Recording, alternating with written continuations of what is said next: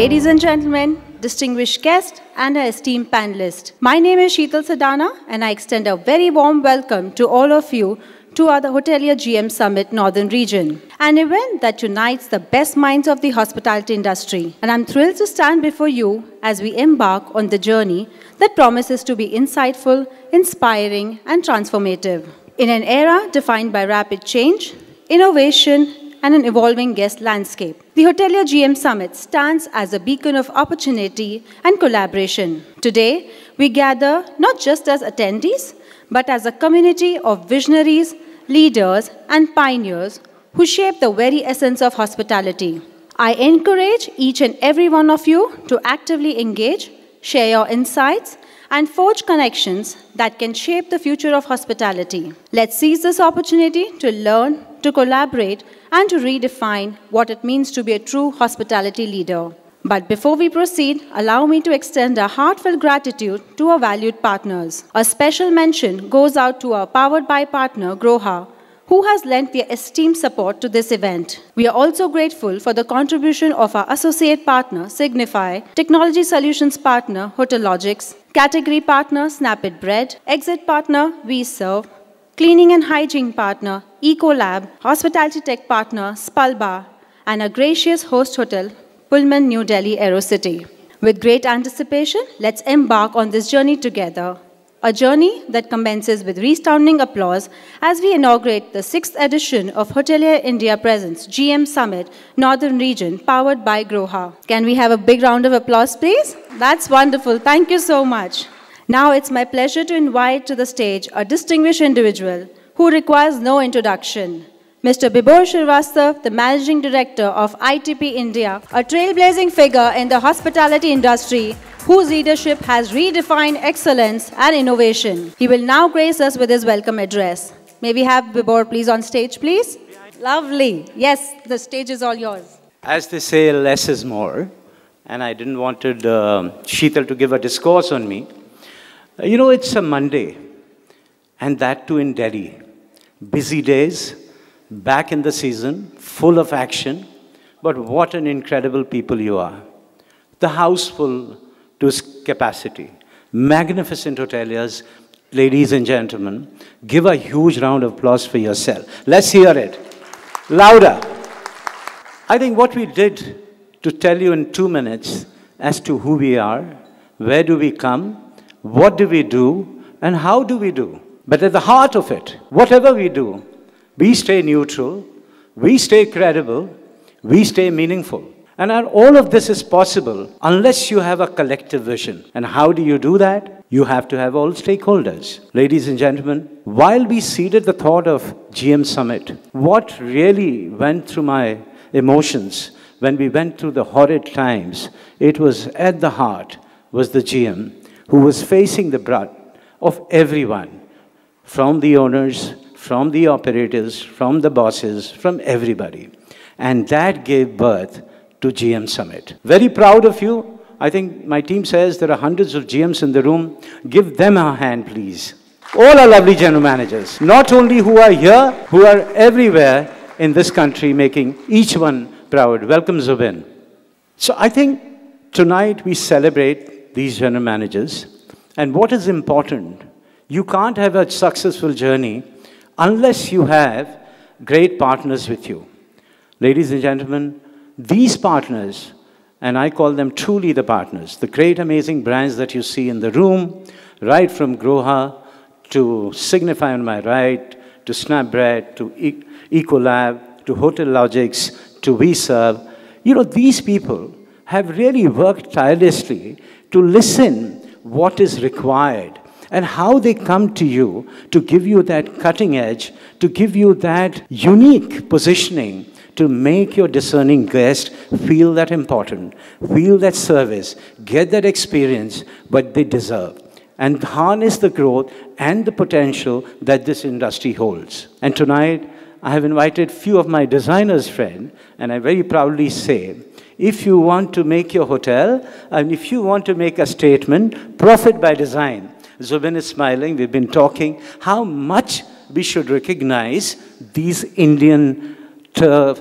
Achal is here, Prakhar, Meenakshi, and many others, and Ankur from Studio Lotus. You know, these are the designers who can really help to create that space, the space, and that you can be proud, the space which will derive profits from you. I'm jogged, if I jog my memory, just about a fortnight back, and this is where I come. This industry has seen the technology, disruption, innovation, and I want to touch that. What I want to touch and what I feel at this moment is the general managers. You are truly the heroes. You have taken and proven to the world that you can derive and deliver every time when the needs arise. I was about a fortnight back in Agra, and I have to tell you this. Doubletree by Agra, and I think Sham, I don't know, Harsh, you people are folks are here or not, but they did something remarkable. They literally changed my schedule to get them to myself to Agra for masters in F&B. So I said, what is this all about? I said, you know what, sir?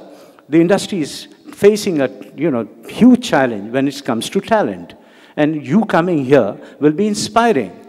I have to tell you that I went and I stayed with them, went through the whole jury and the process, and would you believe it or not, that city holds so much of potential, and what it brings to me, and I see the spark in the eyes of young people, 19 challengers contesting for one position, not anybody ready to lose.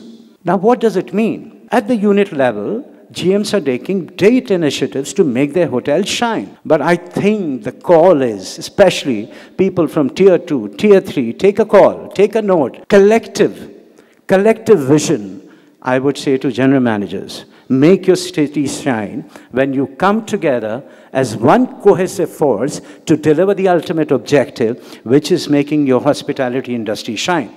So big Doubletree, well done in Agra, and I'm sure taking a leaf from there, many general managers, many custodians will take it ahead. I don't want to talk ahead because I always feel very emotional when I talk to the hoteliers, because whatever success ITP has made in this country, Hotelier India was the first brand we launched, which eventually gave birth to 7 more titles. So I have a very, very special place in my heart for hoteliers and the brand Hotelier India. I don't want to talk much because we have lined up some excellent speakers, ladies and gentlemen, who you and I will learn from each other. And let me bring on stage my friend Mineet Mishra, the host of the hotel, who very kindly give him a hand as he walks on stage. So Vineet, they're welcoming you with some great music. So the mic is yours. Oh, you go there. He's got a towering personality. He can hold it from there. The problem is that mic is so precious and so up there. I said I'll take a single wireless one, not even come close to that. But before, thank you so much for giving us this opportunity again this year to host this wonderful evening. Few hours, few chats, few hugs, a few glasses of wine, some whiskeys after that. The rest we do not talk about. It's better that way. So earlier this afternoon when Grohe was speaking with me, he asked me, so is 6 o'clock a good time? I've heard a few things about Delhi. So I told him, I said, you've heard a few things about Delhi, but you don't know the Hotelier's hotel, right? Wherever possible, whenever possible, there's a line of discipline in us. We'll be here on time, and you can see it's really, really a pleasure to have each one of you here. And have a lovely evening. For me, today's meeting is not about hospitality. I think it's about the family that we all are. Each one of us are connected with each other in some form, in some way or the other. And there's a camaraderie which gets us together. And I think every opportunity that we get, we must celebrate it. And this is also a kickoff to a wonderful next season as coming through, besides the budgets which are coming, let's not talk about that. But let's just talk about the wonderful few months we've already had in this calendar year and what lies ahead. Great opportunity, and God bless. Thank you for joining us today. And, thank you. I've been very intrigued, and we are fortunately to have our chief guest this evening, Mr. Vivek, the additional managing director, and I is from Madhya Pradesh Tourism, sir. Thank you for coming, and I think they do some incredible work. Thank you very much for being here. I think we are up for a great evening. Thank you for being such a patient listener. Ladies and gentlemen, our next endeavor is to recognize an individual of a great significance, an esteemed leader within the industry. It is with immense honor that we welcome our chief guest, Shri Vivek Shrotriya, IAS Additional Managing Director, Madhya Pradesh Tourism Board, Government of Madhya Pradesh. Can a huge round of applause for him, please? Shri Shrotriya is a passionate advocate for tourism and is committed to promoting Madhya Pradesh as a world-class tourist destination. His visionary leadership has propelled the state's cultural heritage and natural wonders onto the global stage. His commitment to sustainability and enriching travel experiences makes him a true catalyst for positive change in the world of tourism. We are very honored to have you, sir, this evening.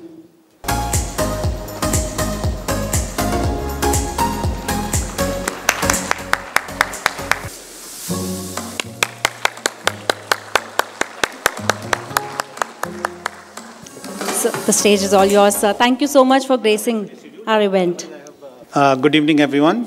The organizers, IDP Media, hoteliers, Vivorji, esteemed guests, and friends. I will not take much time. I just want to convey the greetings from my Principal Secretary, Mr. Shivshekhar Shukla, who used to be here, and he had to come by some reason he could not make it. Madhya Pradesh, I am from Madhya Pradesh Tourism Board. Madhya Pradesh is called the heart of incredible India.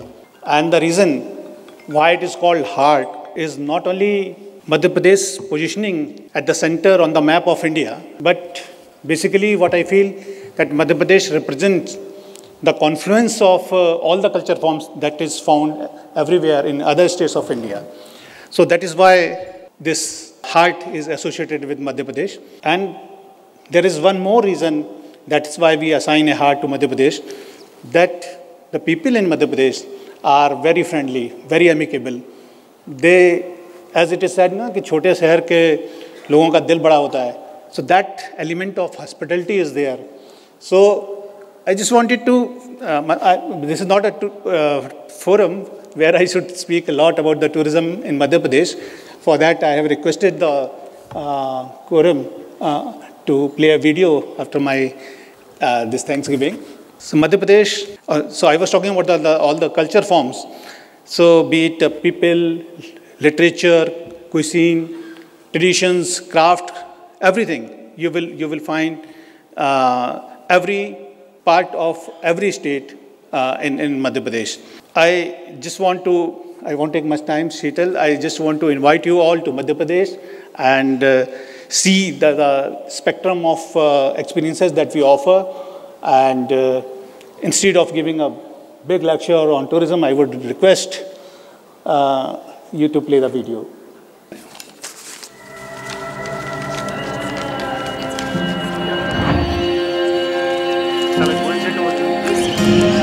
When I open my eyes to a day of glee, nature's abode is where I want to be. I am the heart, and I desire it all. Madhya Pradesh, सब कुछ जो दिल चाहे. Wow, that's an incredible video. Thank you, sir, for gracing us with your presence and your kind words. Moving on, ladies and gentlemen, we now direct our attention to our esteemed partner of the evening. Please welcome Ms. Vidya Meshram, Leader Marketing India, LWT APAC from Grohe, to address this esteemed audience and shed light on their remarkable work. Thank you. Thank you, Sheetal. Good evening, ladies and gentlemen. I'm Vidya Meshram, Leader Marketing for Lixil India. It's a great privilege and honor to be here with you all to represent Lixil India and our iconic brands, Grohe and American Standard. Many thanks to Vibhor and Hotelier India for making us part of this prestigious events. If a picture is worth 1,000 words, I bet a video would be worth 1,000,000. So like most of us are doing, I'm sharing a short video to show how critical and important the hospitality industry is for our iconic brands, Grohe and American Standard. The video, please. Welcome to the world of Lixil, a brand that boasts of a legacy spanning over 100 years, steeped in innovation and technology. As India looks forward to a new age in developing and enriching the hospitality industry, we at Lixil look forward to an exciting future with you. So while you define and redefine what luxury means for consumers, we constantly endeavor to keep up the pace and to meet the luxury and quality standard that the hospitality industry expects from all its partner brands. I look forward to having a great, insightful and engaging evening with you all today. Lastly, I invite you all to grace the Lixil booth at the end, should you have any questions or message for us. Thank you. Have a wonderful evening. Now I request Mr. Vikas Malhotra, whole-time director and member of board business, leader systems and services from Signify, to come on stage and offer us a sneak peek in the world of Signify. Request for an AV, please.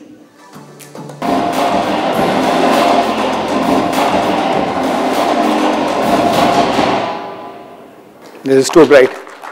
Hi, good evening. It's always good to see such a auditorium full of, energy and a lot of people. Someone said in Delhi it is difficult, but on Monday evening, seeing all of them in the hall, it is really, really, energizing. And I'm sure the hospitality industry is also growing as fast and, full of energy right now. So I've been asked to keep it short. So I'll try to continue to 10 minutes because as you understand, we are from industry which is lighting, and lighting is huge and it is, it exists everywhere. A quick thing, you see here Signify. Earlier it was known as Philips Lighting. Now it is called Signify. So our company is called Signify. The brand which we sell is Philips. I will try to restrict mostly to this hospitality industry or on hotels and resorts, while we, engage in all kind of applications which are there, where light is required, and light is required everywhere. Quick 2 slides on Signify. We are the world leaders in lighting. We sell connected lighting, and we are leaders in that. We have around 6.5 billion revenue, which 75% of the revenue comes from the professional segment. When I say professional, it is outside the residential or outside the consumer market. So worldwide, 75% of our business come through a professional business. We operate in 74 countries with 37,000 people, and I think what we are proud of is we are 100% carbon neutral. In fact, we became carbon neutral in 2020. In India, we became a year faster, so we became carbon neutral in 2019. Our purpose is to unlock the extraordinary potential of light for brighter lives and a better world. Brighter lives, I think it is given since we are in lighting business. Obviously, every time we switch on a light, the lights become brighter. In fact, currently Vikram, our lander in moon, is waiting for light to come, for sunrise to happen, for it to land. So everywhere, the lives become brighter when there is light, and we are in this business of light. So definitely, we want to unlock this potential of light and leave a better world. When I talk about sustainability, we don't just say it; we actually do it. So by 2020, we were carbon neutral. In fact, whatever we sell today, all our LED products are help in reducing the carbon emissions. In fact, if you look at the history of lighting, so if we start from our good old bulb, right? So we used to talk about 100-watt bulb or 60-watt bulb. You increase the wattage and the light, more light comes out. And then we moved to tube lights, which reduced from 100 watt to say 40 watt. We moved to CFL, which was around maybe 20 watts. And now we talk about LED. So the entire history of lighting of 100 years is actually to reduce the carbon emission and make our products more and more efficient. Today, a LED light can probably in a 8 to 10 watt downlighter, we can get the same lighting which is given by 100-watt bulb. We did not stop there. We make it connected. When we say connected, we can reduce the energy further. Wherever sun is there, we don't want our lights to be there. So probably the only industry which is not, while we compete with sun, but wherever sun can throw light, we don't go there. So we go give light where the sun doesn't go there. If we see the challenges the the world face. It is on climate action. I have talked about carbon neutrality, health and well-being. When we talk about LED, and I will cover part of that from hospital's perspective, that how do we improve the health and well-being of the people, safety and security. Obviously, when we talk about connected lights, even the roads we can make safe today. Circular economy, because we have come up with 3D luminaires which you can redesign and reuse after 5 years or 3 years or whenever we want to change the design. So we're trying to make the economy circular so that we do less and less of wastage. We talk a lot about solar lights, which are again an effort to use sunlight and renewable energy. And even on food availability, we have come up with solutions where we can improve the productivity of crops using our lights.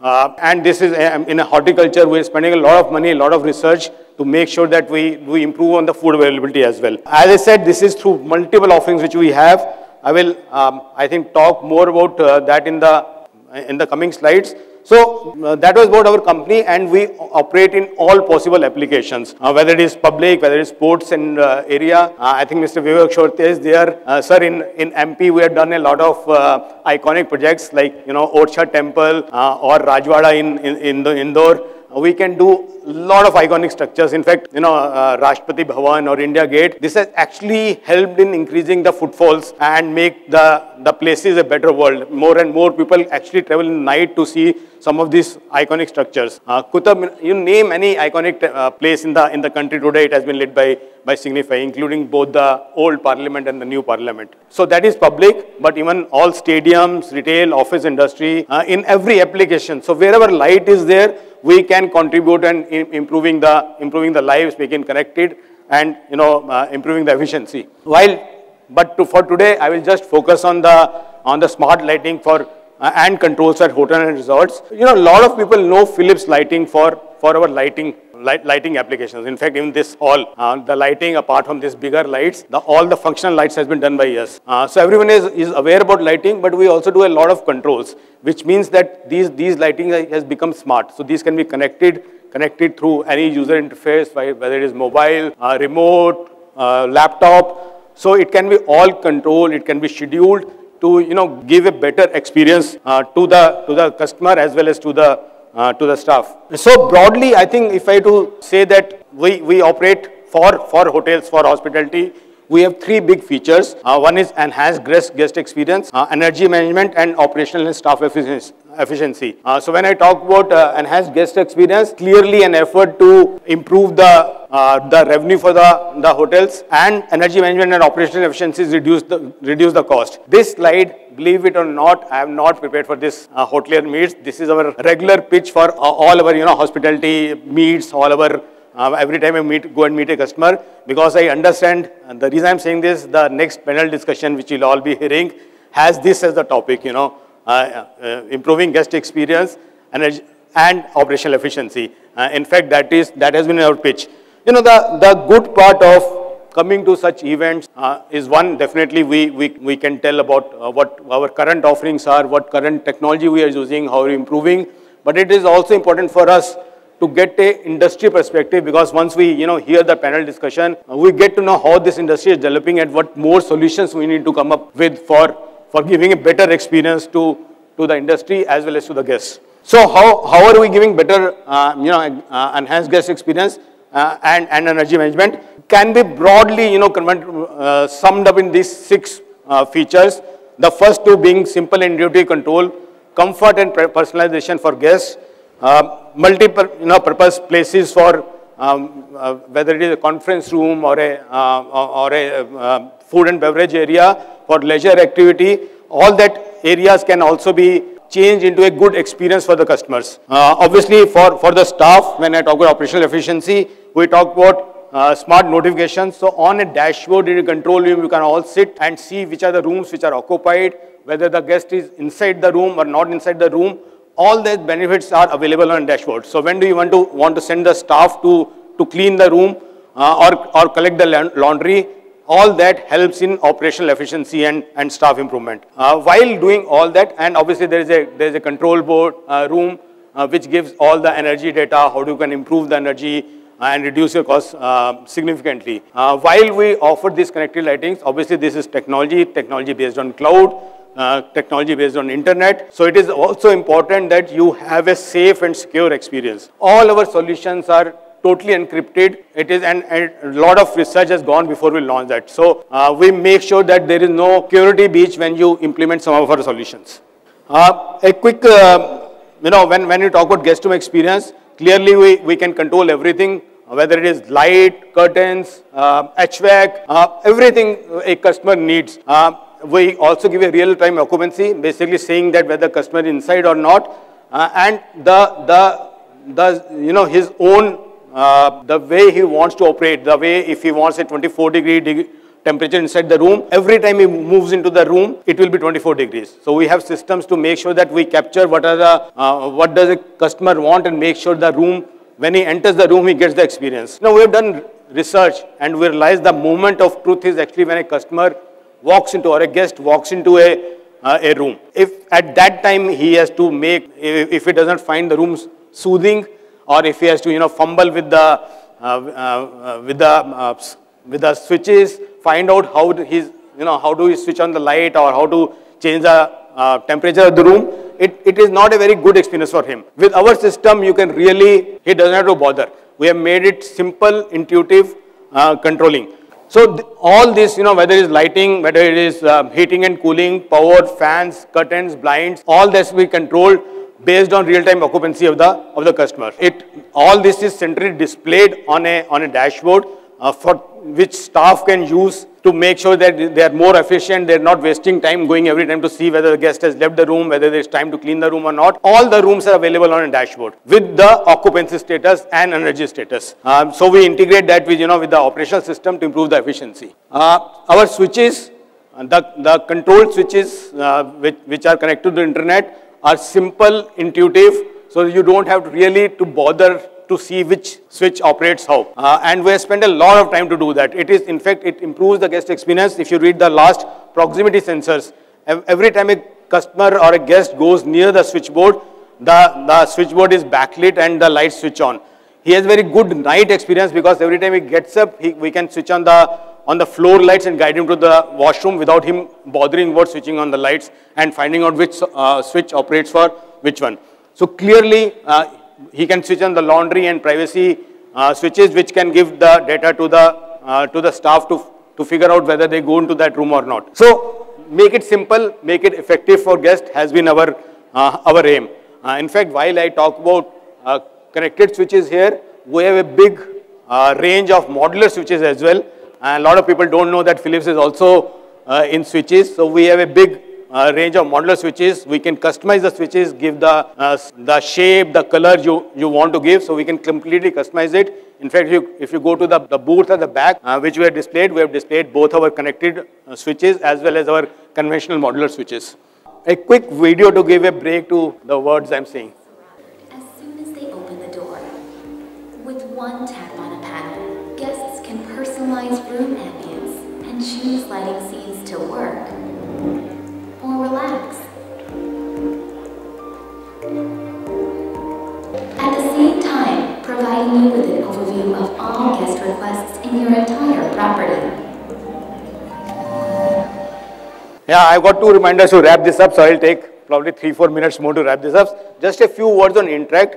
As I said that Philips is our brand for products, Interact is our brand for software services. So when we say this is all connected, Interact is the platform we use, and not only for hospitality, Interact is the platform we use for all our applications. And I'm going to speak less and show you more from now on so that I can wrap it fast. Quickly, sir, while we can do this facade lighting for all the hotels, we have done quite a few across the world. Definitely the experience starts when people cross that road where the hotels are there. We can make it look extremely good. Tricolors, all the tricolors you saw on Independence Day, I think 80% of that was done by us. So across most of the iconic hotel facades has been done by us. Definitely a way to pull the guests in. The lighting product, while I've talked about a lot of controls, we have a complete range. One product which can take give the same look and feel across the different applications of hotels, from 6 watts to 42 watts, any kind of beam angles. Clearly, again, the right kind of light, not too glary, not too harsh for the guest to walk in. I think one of the new things which is launched is called Nature Connect. Just imagine that in this room, while we are sitting inside a closed ceiling, if there was a openness here, if you could feel the actual sky, you're sitting under the sky while the ACs are still on, that is what Nature Connect is. It gives extremely good for conference rooms, for meeting rooms, where you get a feeling of openness, a different space, 3 different kind of lights. The middle one gives a experience of sky. The one on the sides give a daylight expression, and then the walls are glazed with a daylight, different colors, a daylight color which can change according to time of the day.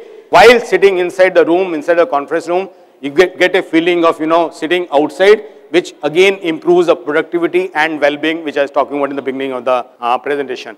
So can be used for various other application areas as well. The last one probably textile panels, which again, if someone is waiting near the reception, it gives a very soothing effect at the back. Again, can be operated from different designs which you could put on a laptop and display, change as well the time, day, or festival seasons. Really very soothing, luminous textile. I think I'll skip these slides. One last slide before I wrap it up. Whichever area of hotel is there, I've showed about facade, but whether it is back of house, whether it is corridors, whether it is conference room, whether it is guest room, I think we have solution for all kind of application areas. And these are all connected. What we promise is that we will be there with you throughout the journey of construction.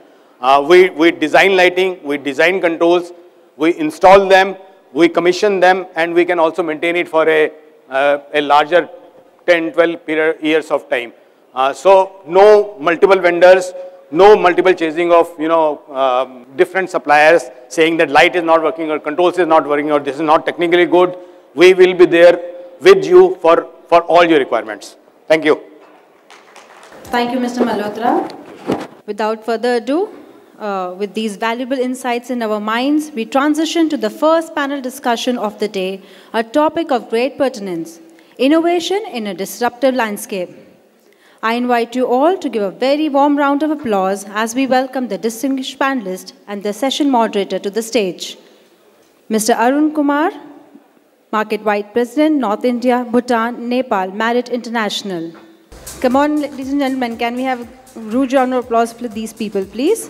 Mr. Ranjan Malakar, Senior Regional Director, Operations India, Hilton. Mr. Sameer Singh, Senior Vice President, Operations, Lemon Tree Hotels. Mr. Shrikant Vakharkar, Area Vice President, Hyatt Hotels, North India and General Manager, Hyatt Regency Delhi. Mr. Surendra Singh, Area Director, Haryana and General Manager, Taj City Centre, Gurgaon. Mr. Vineet Mishra, Cluster General Manager, Accor and General Manager, Pullman and Novotel New Delhi Aerocity. And our esteemed session moderator, Mr. Vikramjit Singh, President, Lemon Tree Hotels. Hello, everyone. I can see a lot of people at the back. Can I request all of you to come and sit? We'll try and make this very interesting. So good evening, everyone. We'll try and make this panel very interesting. We'll try and ask and discuss questions which you haven't heard before, or at least we'll try and pretend that they are different from what you hear in other forums. So let me start by asking all the panelists to give a quick 30-second introduction about themselves. Just a quick 30-second, guys. The clock's on. Hi, my name is Arun. I work for Marriott. I manage some of our hotels in the northern part of India. We are up to almost 50 hotels now, so it's growing. So I'm really excited to be here. And also, as always, thank you, Bibor, for being the ever enthusiast that you are. You're somewhere here. Thank you for inviting us. Hi, everyone. This is Ranjan here. I, like Arun, look after the north for Hilton. And it's a pleasure to be here. It's the third or fourth time now I'm at these events. Always wonderful to network with peers and with the most important people in the room, the GMs. Hi, good evening. This is Sameer here. I work for the Lemon Hotels with all operations at the company. Hotelier India, thank you for having me here as part of the panelists. And I look forward to having a great discussion. Thank you so much. Good evening. I am Shrikant Bakharkar, Area Vice President for Hyatt Hotels in North India and GM of the Hyatt Regency Delhi. Look forward to an exciting interaction with all of you this evening. Hello everyone, my name is Surinder Singh and I'm the Area Director, Delhi NCR region and General Manager of Taj City Centre, Gurugram, part of IHCL team. It's a pleasure to be in this room today. Thank you. Yeah, and our host, Vineet, you get to speak for 60 seconds here. All right, I'll make it really short. I'm the host of the evening. Thank you so much. And my name is Vineet. I look after the Pullman Novotel Aerocity, along with this, a few of our hotels in Bangalore and Chennai as well. Thank you. Okay, let me start by asking all of you one question. And I just need a one-line answer, no explanations, no reasoning. Sticking with the topic for the day, which is that one innovation, disruption which came into our industry, and we as hoteliers, we as the hospitality industry were caught napping. We didn't see it come. It's coming today. It's here to stay. So what is that one thing, one disruption that you think which came about in the industry? Just one. And anyone can start. Yeah, Surinder. Yeah, so I think consolidators, we didn't see them coming well in time. And well, they came in and they're to stay. I would say artificial intelligence, it came in, it crept in, but we were a bit slow to react and embrace it. Yes, Vineet. Okay, Airbnb, 2008, there was a little seed. 2011, they were everywhere. Today, they are parallel with us. Actually, ahead of us. I agree with Vineet. I think alternate accommodation has been one of the biggest disruptors in the past. Like booking also reports, I think 35% of the revenues will come from alternate accommodation. And they also, a lot of work. Yeah. Anyone? Ranjan? Arun? Look, the one we really thought we were really not ready for is the digitalization of everything, the contactless experience. The COVID really kind of pushed us into this, but I don't think we were ready for it before that. I would say OTAs a few decades back and probably alternate accommodation now. True. So what's that one thing, guys, which you fear, which you think will disrupt the business in the future? So let me take that again. I think artificial intelligence is the name and the game for future. It's not even begun. If you think we have, it's going to be a different platform. A customer, when he checks in, he probably expects you to know what he had in his earlier stay in a different hotel, this different part of the world.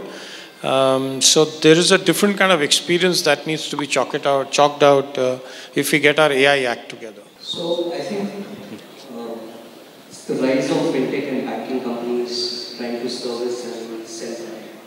I think that is going to be the biggest disruptor in the value chain. It's already started to happen. It's not that it's going to be in the future. It's already started to happen in the West. Chase Travel recently started end-to-end travel company by JP Morgan Chase. Estimates that probably in a year from now they'll be crossing up to $50 billion of bookings. Capital One is investing heavily and buying businesses which are related to travel.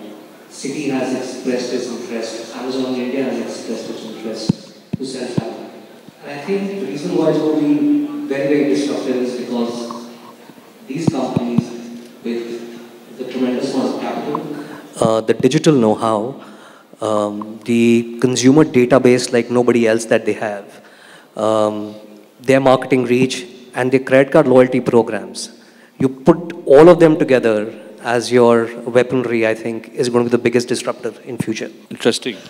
Okay, I love what you just said. I personally feel that as hospitality innovators, we may actually have a counter to it. It's slightly out of the box.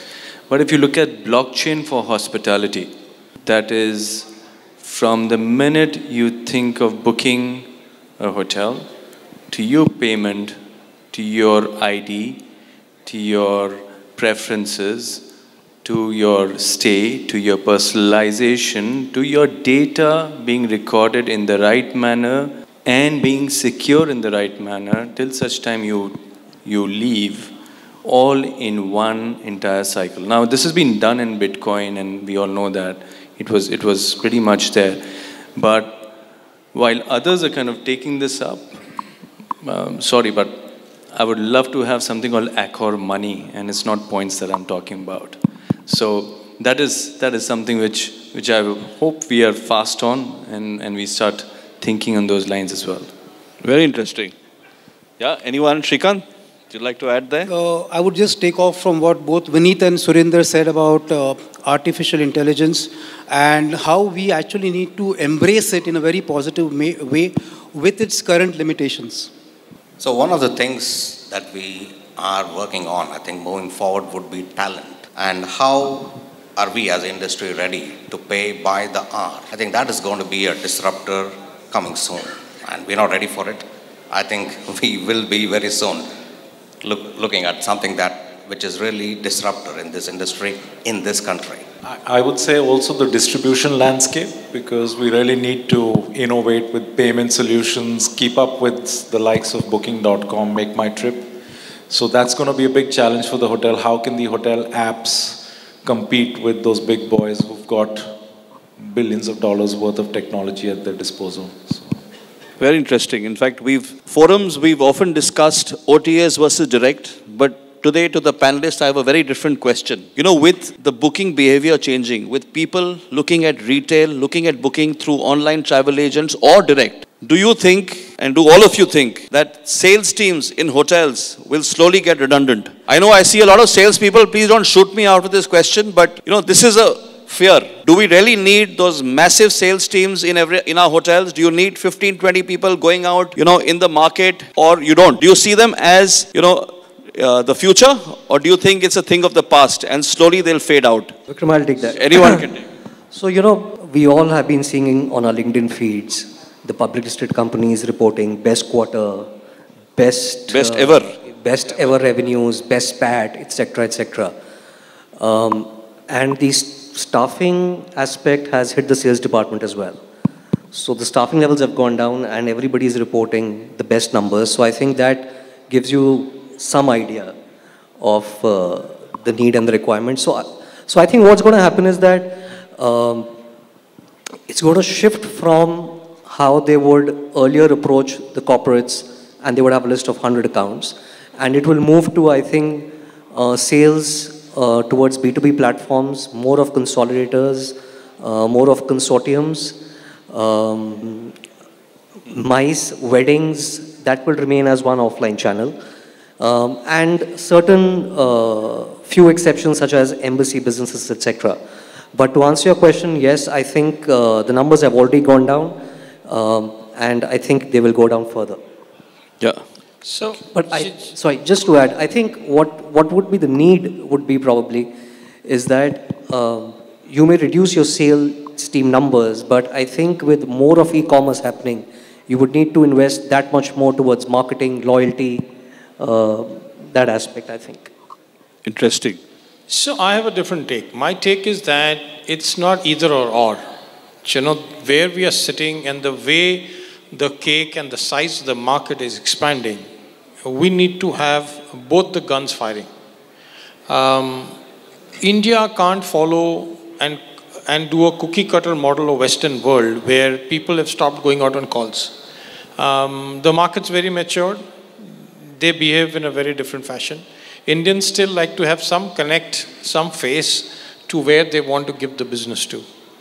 OTAs are good. They've opened a great market for us. That's a different segment. Yes, there is going to be an overlap a bit, but I think if both of them are going to fire together and work in hand, there are a couple of segments that are going to give you some good results. So you think they're both here to stay? Absolutely. I'd love one of our panelists to disagree with Surinder. It's getting very boring. Everyone agreeing to everybody here, guys. I disagree to what he said. So that's interesting. I would want somebody to disagree to me. Yes. Look, it is not a disagreement, but it's a different perspective, right? There are many segments which warm up to online sales. Many segments do not warm up to online sales. During COVID, I tried personally very hard to sell weddings online so that there is less contact. It doesn't work, right? Especially in India, it will definitely not work, which is good because it creates employment opportunities for so many other add-on businesses to this one segment. And it really makes sense for us with 140 crore population. I think we need some more job creations like this as well. So I think that segment for sure is here to stay. No, so that segment is very customized. Wedding segment in India is customized to the color of the nail that you're going to put on the wall. So it can't come digital to you. That's for sure. Yeah, so I think we kind of agree with the common theme here. But my question was, will you still have such large sales teams going out in the market and selling your hotels? Let me request Ranjan to take this. Yeah, I think it's evolving for sure. I agree that the size of the teams has gone down. Also, what a lot of us are doing is, we've got the on-property sales, there's above-property sales. So apart from the global accounts, there's also this second layer of companies that are coming up in India, which is accounts that need a one point of contact for pan-India. So you can kind of cut down a little bit or redeploy your sales resources on property to other accounts if you haven't penetrated enough. But I would say for hotels that perhaps feel that there isn't more to be milked, you probably want to deploy your resources more towards e-commerce to target the digital marketing or the transient customer rather than have as many foot soldiers. But I think to Arun's point, there are always going to be some segments where you have to have feet on the ground and there's no replacement to that. So will the mix change? Absolutely. Will it go away completely? I don't see that happening in India for a long time. So to all the salespeople in the room, there is good news for you. Yeah? You guys still have a job after this. Yeah. Vikram, I think what will happen is that the sales team probably will end up calling not their traditional client, but somebody else. Like for example, today, the MyBiz platform of Make My Trip is extremely critical, right? So the relationship guy who's handling Make My Trip account will probably end up producing for 10 or 20 corporate accounts as well at the same time. So I think that change will happen. So there is some change coming our way. We still don't know what it is, but there is change definitely. Yeah. It's very interesting you brought about Airbnb as a possible, we were caught napping as an industry. And today, by the way, they have a market cap which is more than the most valuable hotel company. The last I checked, it was about 80 billion USD. Yeah. I think the Marriott is about 60 odd. 62 as of yesterday. Yeah. So guys, I see alternate accommodation now coming in a big way in India, generally speaking, and in Goa specifically. So the question to all the hoteliers here today is, how are we going to combat the whole alt-acco piece? Will they take away business from us? How do you see it coming? Yeah? Where do you see it? Will we coexist? Will we lose business? How do you see the landscape changing? See, I think yes, Srikanth. That there is space for everyone and there is space for us to coexist. Now, if you look at the pros and cons of Airbnb, for example, Airbnb offers, and let's talk specifically about Goa because that's one market in India where Airbnb has evolved rather well as compared to the rest of the country. So in a grand or a luxurious villa in Goa, you'd probably get 4 or 5 bedrooms where 5 or 6 like-minded couples come and spend some time together. They may have a small plunge pool, but that's where it ends. If you look at us, what are we offering as an industry? This is a much more experience-driven stay. For example, we have spa, we got world-class restaurants, we got 24-hour room service, housekeeping, therapies, massages. So all that is lacking in an Airbnb. So if really one wants to get a holistic experience, they would definitely opt for hotels, where they have, in an Airbnb, typically you may have a maid servant or 2 who may be cooking a couple of curries, which could be local, but that's where it ends. But if you want something like a nice pool, wherein there is a pool bar, where people can actually go to the beach, and there are deck beds kept for them to relax and sunbathe, so that's a totally different experience, which only we can offer. And I don't think we need to be unduly worried about Airbnb or that space as things stand right now. Thanks. I'd love someone to give a counter to this here. So IHCL has gone one step forward and come up with Amma Stays and Trails. So that's saying Airbnb, come on, let's see it. Right? Whatever Airbnb is offering you in Goa, Amma Trails is offering with 9 bungalows and collectively. So I've used Airbnb and alt-acco interchangeably. Right. The question is about the segment.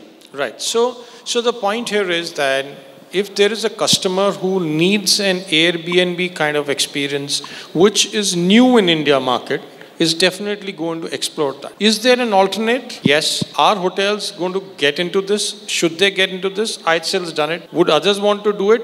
I don't know, we can all talk about it. There are consolidators and brands coming up in villas, right? So Airbnb is going to take a space of a different segment of the pyramid. It's not necessarily going to take your piece of cake. Interesting. Arun, you want to come in here? Airbnb is a great disruptor, but if you see the business, right, they, I think, did about $9 billion worth of revenue, and we did 22 billion as a company, right? But if you look at their market cap, it is much higher than us. So when you see market cap, keeping that aside, because there are various factors involved with market cap, just as a business, is there enough for everybody? Absolutely yes. But is one taking from the other? What is happening is the market segment which Airbnb targets is growing. And I think there will be a balance at some stage which we will achieve. What is that balance? I don't know. But they will take away some business from the traditional hotels because of the way that segment is expanding. And if you see this travel, is also domestically driven in many ways, right? Though, for example, we as a company launched Homes and Villas in 2019, right? We have, I think at last count, about 1,000 destinations now we have, right? But it's a tough business to run as a company because you need a lot of effort to kind of manage that space, right? Having said that, there is a segment that they're targeting, and that is bound to grow because of the sheer number of travelers that are getting out, and the supply demand is going to kind of be in a cyclic mode anyway. So it is going to take away more and more business, but everybody will grow for sure. Just adding to what you said, does the unit economics stack up for a hotel company to get into that space? And anyone can take it. But unit economics are running small 4-5 bedroom villas. Do they stack up? Do you still make money? Look, how does it work? If you try to run all of those things, I don't think it makes business sense at this stage because you probably need to have many different teams running it. But the business model is a plug and play model, right? Mostly not trying to run it, but to manage it on your CRS, right? That's the business model. So if you try to run it, it's going to be tough. I'm pretty sure it is. So we've been running this now, and I think it's a model that will work if you scale it up right. Right? It's not an easy model to run. Okay, it's a difficult one. You can't think like hoteliers. You have to think like a caretaker. So it's not going to be easy. And why should it be easy? I mean, we are all here for that, right? So that's a challenge, and to make it profitable is challenge. Some of them do very well, and some don't, but that's a challenge. Okay, different perspective. Hotels, Airbnb, fantastic. Sometimes you want that 4-bedroom villa with a little plunge pool and Bahadur Sham and Vineet looking after you 24/7, where you want to order breakfast at 3 in the afternoon and it's good. But sometimes you want that pancake at 9:30 in the morning, and you're the same consumer, is what I'm trying to get to. Sometimes you take an Uber, times you take a shared ride, and there are times when you're traveling and you find a cycle that you can cycle from location A to B, pedal your way there. The consumer decides what they want, the guest decides what they want, depending on the need that they have at that point of time. And this will continue, it will not go away. I think when you're true to your business, true to your profession, true to your cause, and you continue at it, keeping yourself somewhat real about what's happening in my environment, I think we all reasonably do all right. And that's the way we have to kind of continue. That's my pure submission to it. Interesting. Well, I think let's move to the next question, because this debate can go on all evening here. But to the best of my knowledge, the study says that Airbnb and alt accommodation today and globally is taking away business worth $500 million away from hotels. Business which was traditionally going to hotels today go to this alt acco space. So that's what the numbers are saying. But I think the pie is growing and we are all probably here to coexist. There's this very interesting Harvard Business School case study on Hindustan Unilever, which says winning in many Indias. Because India is not really one country. It is many cultures, many regions, many flavors, yeah. So today as we expand, and all of you are expanding into tier 3, tier 4 cities, as brands, how are you improvising to be relevant to that audience? Because that audience is very different from people who use your hotels in the metros, or for that matter, even in tier 2 towns. Tier 3, tier 4 is a very different animal, guys. So I'd love to hear from the hoteliers, from the esteemed panelists here, how are they improvising to be relevant and to be a preferred option in those tier 3, tier 4 cities? And let me start with Ranjan. I think that's very valid question, and what some of the things that we're doing is that very often the kind of brand that you would bring into a tier 3, tier 4 could be like in our case a Hilton Garden Inn, which is typically a select service brand, but part of our regionalization, what we've done is that that's quite likely going to be the best hotel in town. So typically a Hilton Garden Inn, for example, would not have too much of food and beverage or event space, but for a small city like say Raipur or Jabalpur, you might need a large banqueting because that is going to become the place for all the weddings or the prestigious events to happen. So sort of evolving your brand standards a little bit in terms of how comprehensive the food and beverage offering is, how big the event space is, making a little bit of flexibility in that aspect of the design. Also how you design the room, you'd need probably a slightly harder wearing kind of room to cater to perhaps first time branded or star hotel users. So maybe less of carpeting, more of wooden flooring, etc. Slightly more robust design to cater to a slightly different audience. But I think it's a great stepping stone because you introduce them to your brand, and eventually these are the people that are traveling into the bigger cities, and it serves as a great gateway to your brand. So absolutely, that's where the action in terms of numbers is, I think, moving forward. And everybody has to tweak their offering by brand for the tier 3 and tier 4 markets, both in terms of product design and also in terms of the food and beverage offering, because you can't come into that tier 3 location and say, I'm going to do limited food and beverage, maybe fixed hours of room service and things like that. That has to definitely, it has to be the whole hog for that market. Arun, how is Marriott dealing with this? Because you're expanding into every city and every geography. This is also an evolution, right? We have kind of done it at many different times. At one time, we tried to run Asia Pacific from Hong Kong when we had 48 hotels in Asia Pacific. Today, we have close to 1,100, and we have split into so many teams. In India, we have 3 different locations. We have offices, apart from our sales teams being across the country. If I have to say this in one phrase, right? Ruthless localization. It is an absolute necessity because we are trying to do so many things as you said, right, as a standard. But each of these standards need a lot of localization to get this right in every market. Definitely, if you open a hotel in Raipur, you have to have a big wedding lawn with a big ballroom. That's a given. Look, when you try to, let's say, put it into a brand perspective and say, okay, I'm going to open a Fairfield Inn, for example, and I won't have a ballroom, then that hotel in that market is going to be very difficult to manage. So we have a lot of debate on this as a company to see which location, what makes sense, because we kind of are expanding into so many different locations. And I actually recently went to Raipur, and we have a hotel in Bilaspur, which is also very interesting. So as you go to these locations, I think one thing that comes to my mind is ruthless localization. Absolutely is the way forward. Interesting. That's a very interesting word. Ruthless localization. Vikram, so here is it. So ruthless localization would mean no brand standards, limited brand standards, or? Now this is heating up, guys. So where are we heading to?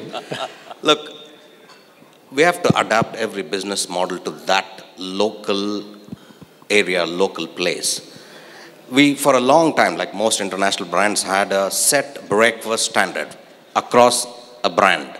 Let's say if you operate a Marriott brand, across Asia Pacific, we would have one standard. And if you take that and try and put it in a, let's say, let me pick a location. Let's say, for example, in Dehradun, for example, right? Maybe it is not going to work. Because the clients who are coming there are not looking for this exotic cheese platter. They want something local. And what do you do as a breakfast standard will affect the quality of business and what you offer to customers. And in that way, we need to be a little more ruthless to get that right for that customer. I don't win all the battles with our company, but I win some. Right, so I've got the message. Also, Let's Vikram, move I on. think, sorry. No, move on. Also, Vikram, I think one very important aspect in tier 3, tier 4 cities is the ownership of those hotels is very, very different and very unique. You know, and my learning came when we opened, as you would know, our hotels in Alwar. And I remember I was sitting across the table with the owner and I said that we will do ABC, we will not do XYZ. And he said, you will have to do XYZ and not do ABC because, you know, for me, Alwar is a very, very small, it's like a kasbah for me. So therefore, it's very important for you to do things differently, keeping in mind the owner's expectations as well, which are very, very different of a tier 3, tier 4 hotel owner. Interesting. This is, I think the word is improvisation. You know, the set standards won't work. We need to improvise.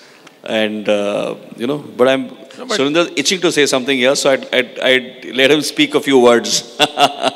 I'm putting a thought in everybody's mind, you know. Every owner's expectation, every local market localization, where are we heading to? And with so much of expansion on a plate, will we be able to go back and look at something and say, is it ours? Does it cut across our standards? I mean, it's a large debate that's going to happen.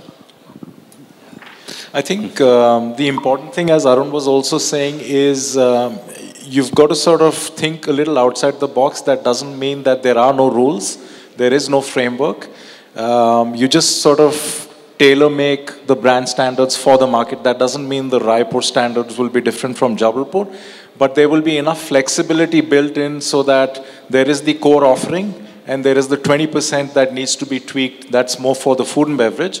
But some standards like allowing, you know, a more expansive room service menu would be something you would do in all the tier 3 markets. It doesn't matter whether it's Raipur, Jabalpur or Dehradun, for example.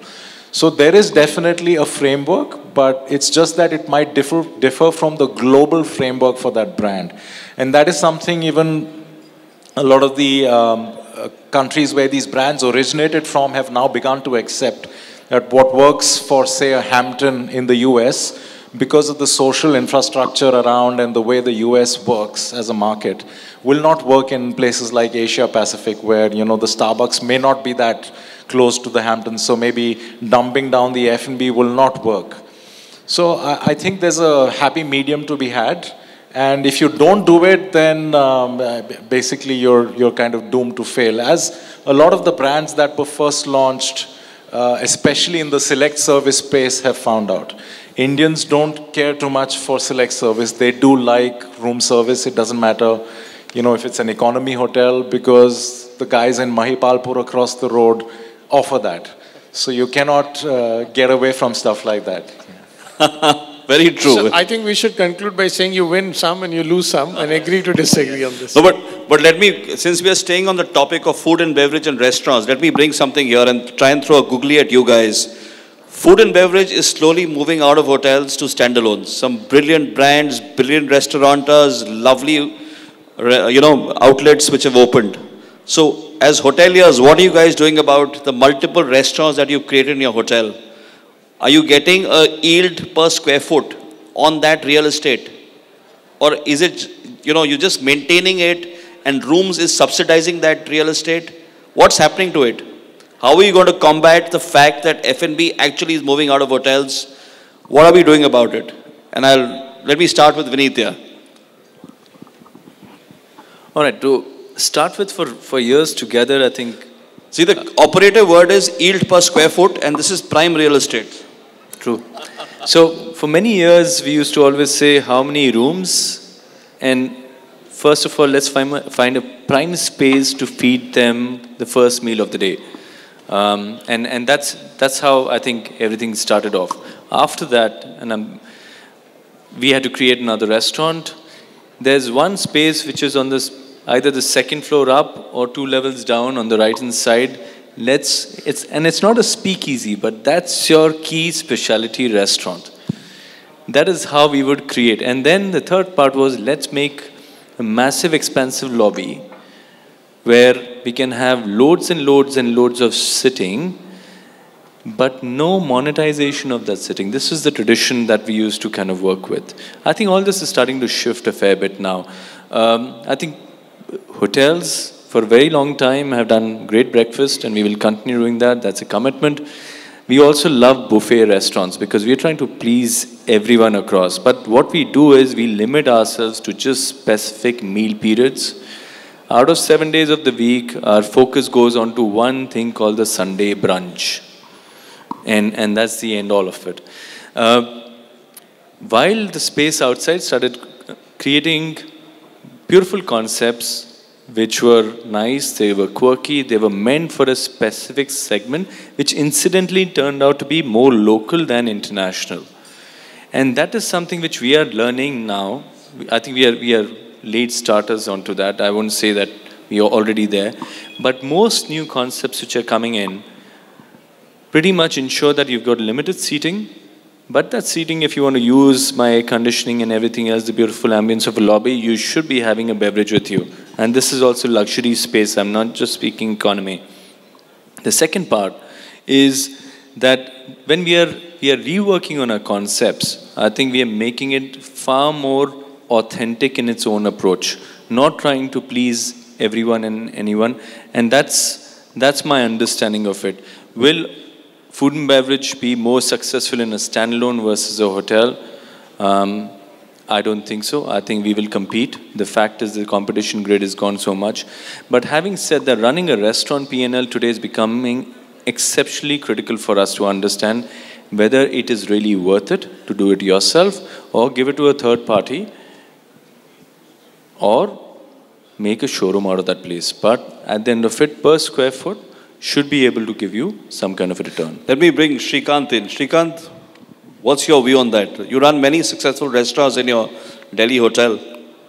Yeah, so as you rightly said, over the last decade or so, there have been many freestanding restaurants that have mushroomed all over cities like Bombay, Delhi and Bangalore, which really give a run for the money to us as in five-star hotels. So what we've adopted as a strategy is to make sure that the brand stays alive, the restaurant brand stays alive in the minds of people, not only in Delhi, but other cities as well. So we've started doing pop-ups in other cities, wherein we've taken China Kitchen to another Hyatt hotel and done a pop-up there. Similarly, we've actually tied up with freestanding restaurants of repute, and we brought them at the Hyatt Regency Delhi, and we've had pop-ups with some of these globally renowned and nationally renowned freestanding restaurants. For example, we had a pop-up for a month with Gagan Anand. We had a pop-up with Mask. And that's what we've been doing to stay relevant and also to respect the competition who has been mushrooming in the freestanding space. Vikram, just two lines on this. If we are losing the market to them, yes, for sure. And if I can be just straight... But let me come in here. If you are losing, so let's say you have empty restaurants in your hotel, what would you do with it? So I'm answering that. I'm saying that we are losing it because somewhere the restaurants are getting too tight. The restaurants are getting too formal. All these restaurants who do well don't shut at 11:30. Not a single restaurant shuts. You name a restaurant, I'll tell you what time it shuts. They have, apart from the booking slots that they say that they are in, they are so flexible, okay? And like Vineet said, they do adaptive cuisine, right? None of them boast about authentic cuisine, but they talk of adaptive cuisine to what Indians like, to what the Mumbaikars like, what Delhiites like. So when you're adaptive, okay, you are flexible. You allow them to eat at 1:32 in the night, okay, it's going to be a success. Another point I want to make is that the brands need to be more innovative and creative.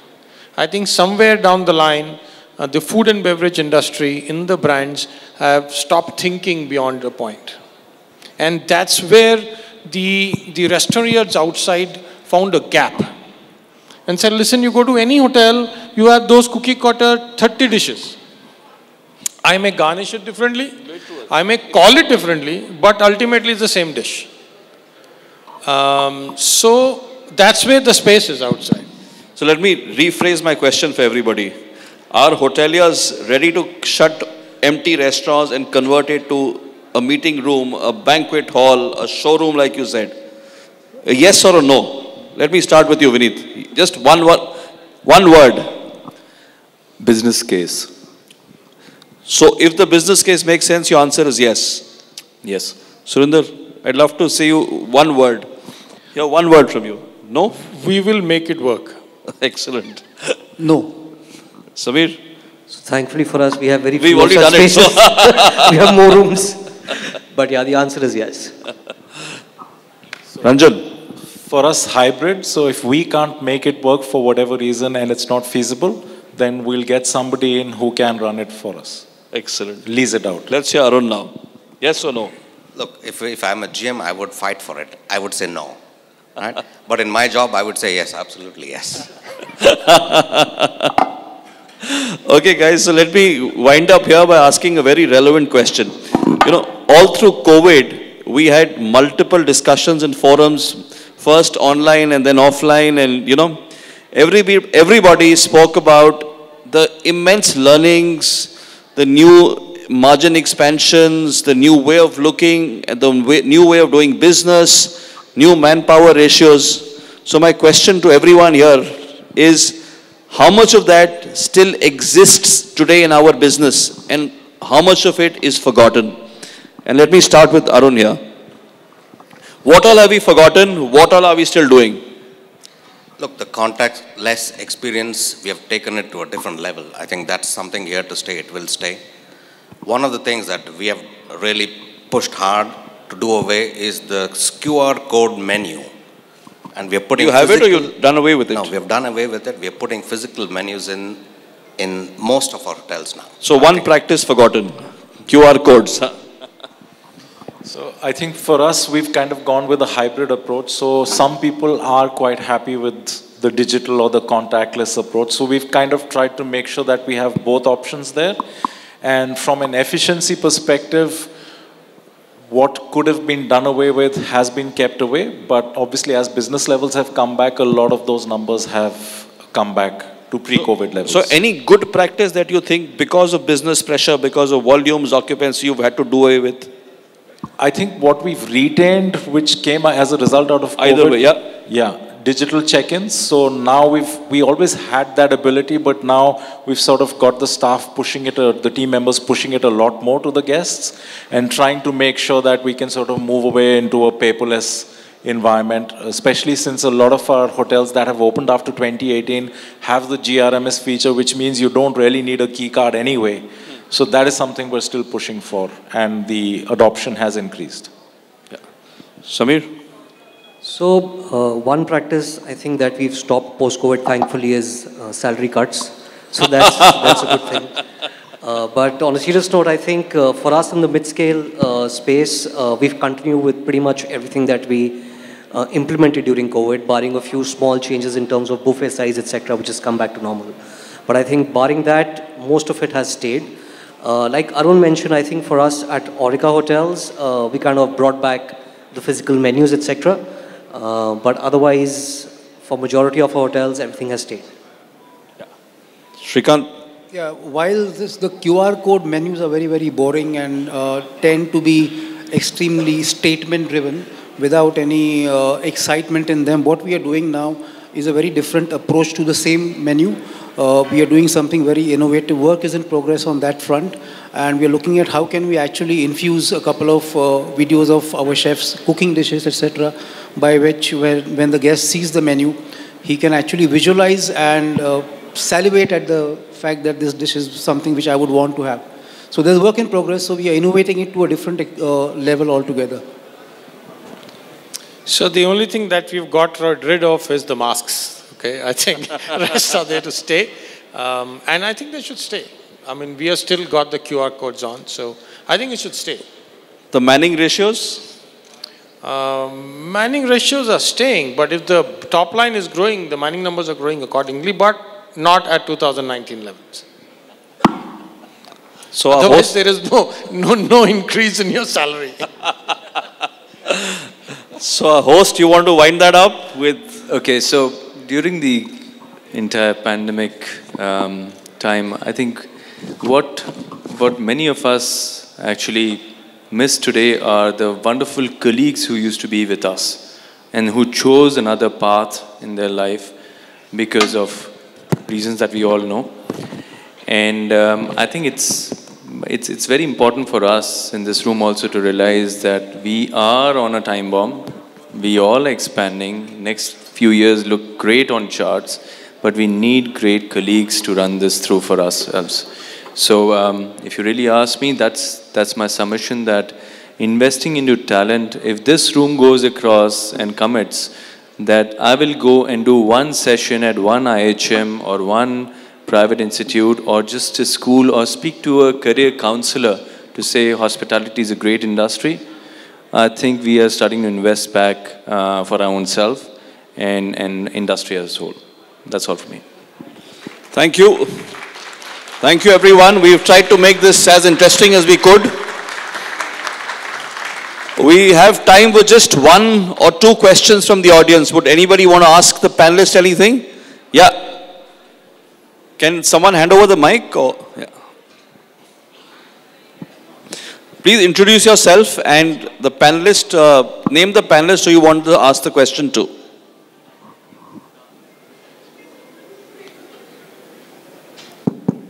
Yeah, thank you. Hi, my name is Anshul Kumar and I'm representing Sabo Hospitality. My question, I guess, is to the entire panel here.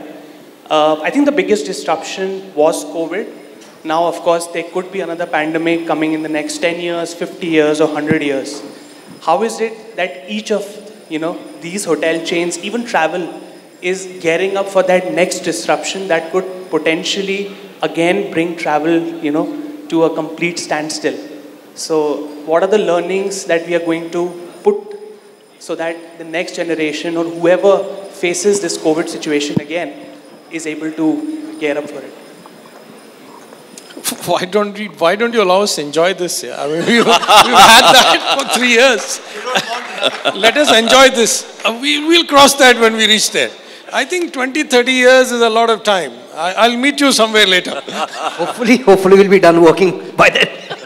Hopefully, for See, sure. the reason you call it disruption is because you can't foresee it. So we'll play along. I think we are a very resilient industry. We'll fight back. Travel can never stop here. And learnings are not going to disappear. They're there to stay. So Natwar, we're all scared of your questions, so we're going to ignore your hand here. The mic to Natwar, please. We've got Nipun there. Sorry. Yeah, please, sorry. Yeah, good evening. It was a nice discussion, and I am coming back to the first part of the discussion, which was about improvisation and localization. I think brand is all about consistency. So if you are talking about too much of improvisation and localization, are we not killing the brands? Since I asked this question to him, let me answer this. It is, we win some, we lose some. We have to exist and survive in that market. If we don't adapt ourselves to that market, we won't stand there for long. Am I right? Very true. Very true. Look, we don't want to kill brands. Okay, we have spent a lot of time, effort, money to build brands. I mean, we own 31 brands. But we have to localize, not only in terms of offerings. I mean, we need to have a standard. We have things that we will not compromise on, but there are things that we need to adapt. Like amenities. For many, many years, we used to use a company to import all our bathroom amenities. Now we have kind of gone away and source most of it locally. And I think that's already something that we want to continue. Very similar to that, there are many things that we can do locally which makes more sense to each of our brands and where they are actually doing business. So some parts are non-negotiable, some can be improvised. That's a short answer to your question. Natwar? And you have, you have to figure out what I think even if you look at, for example, something like a BMW or Mercedes, they've got long wheelbase models for markets like China and India, even though for BMW, for example, which is all about driving pleasure. At the end of the day, you can either stay true to your brand and say, I will not make a long wheelbase version, even if I don't sell in 2 of the largest markets, or at least one of the largest markets and one of the fastest growing, which is us. Or I can evolve and sort of retain as much of my DNA without compromising, but give these guys what they want. So I think we're no different. We have to adapt, and that's what we're doing. As long as the DNA of the brand remains, it's just about sort of catering to the little nuances that every local market has. Yeah. Natwar, your question, please. Yeah. My question to you guys is that most of the brands will spend a lot of money in creating brands, spending money on marketing, enhancing the whole concept of brands. I want to ask you, what is your contribution or likely contribution to invest in the human capital of educating new young kids to come back to the sector? So anyone can take this? Yeah. Go. Look, since you asked the question, so I need to answer this, right? There are many things we as a company do very well, and some things we are learning as we evolve, right? Now, in the last 2 years, with the disruption, we've had a lot of talent that we spoke about recently. How are we going to go and get people to come and work for hotels? Having said that, I mean, we work with people like yourself. The Jobs Plus is a fabulous, fabulous initiative. I think that is here to stay. And again, when I say localization, we need to go to these local markets to find the talent there and employ them. Trying to shift somebody from Mumbai to go and work in Bilaspur, rather than trying to get around Bilaspur to find people to work there, will make more sense. So our initiatives now are trying to get to the local markets to train, hire people, and get kids to be interested in hotels, right? And we're going to ask for help from you. So, as part of IHCL, I can tell you in last 12 months, we must have rolled out over 18 to 20 programs, which probably help right from an associate level till a EVP level to kind of garner more knowledge in the field that they're working in. And that's a lot of direct financial resource investment. Number 2 is that part of our Patya program, and an offshoot of what he said, that there's a lot of connect with the locals of that city and that place. And if you give some kind of sense of purpose to the youngsters who are working with you, you kind of get 2 achievements. One is they do more than what they're supposed to do and something different than what they do, so they stay with you for a little longer.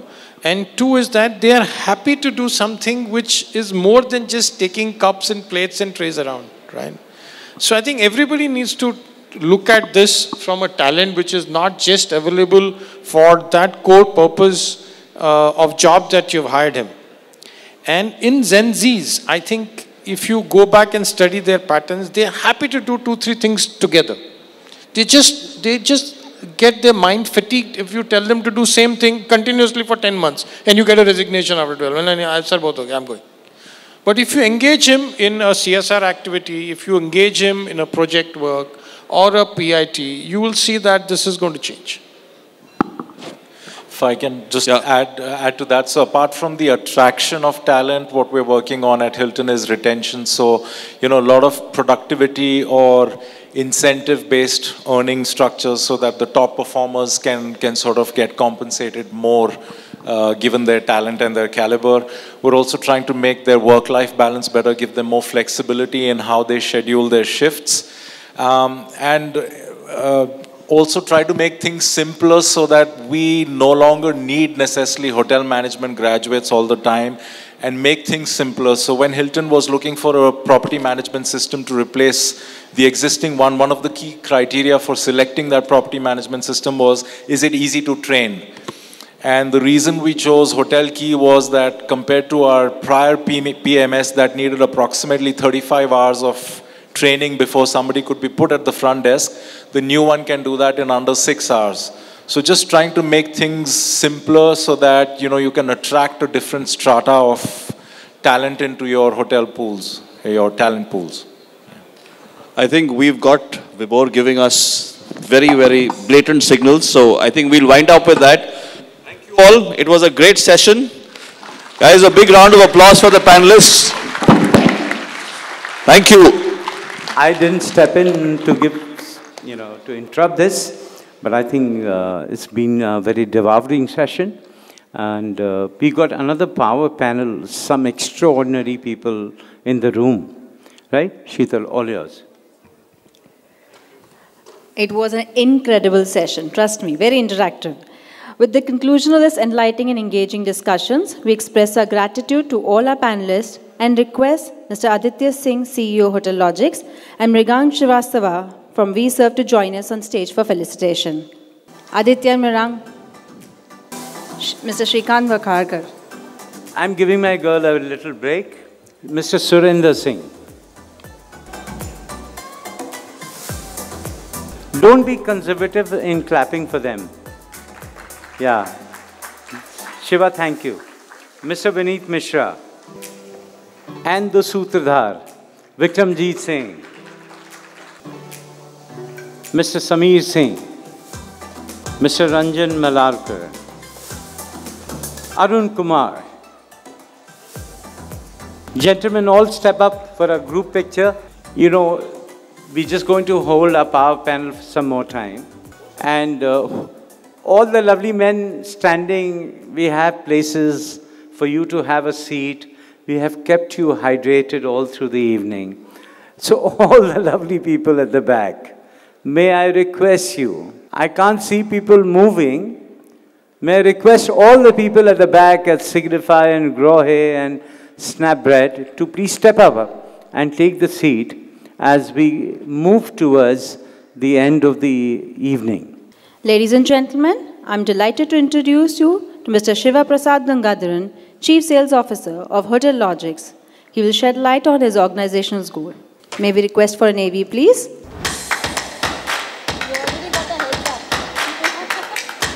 Good evening, everybody. I'm Shiva Prasad. I'm the Chief Sales Officer of Hotel Logics.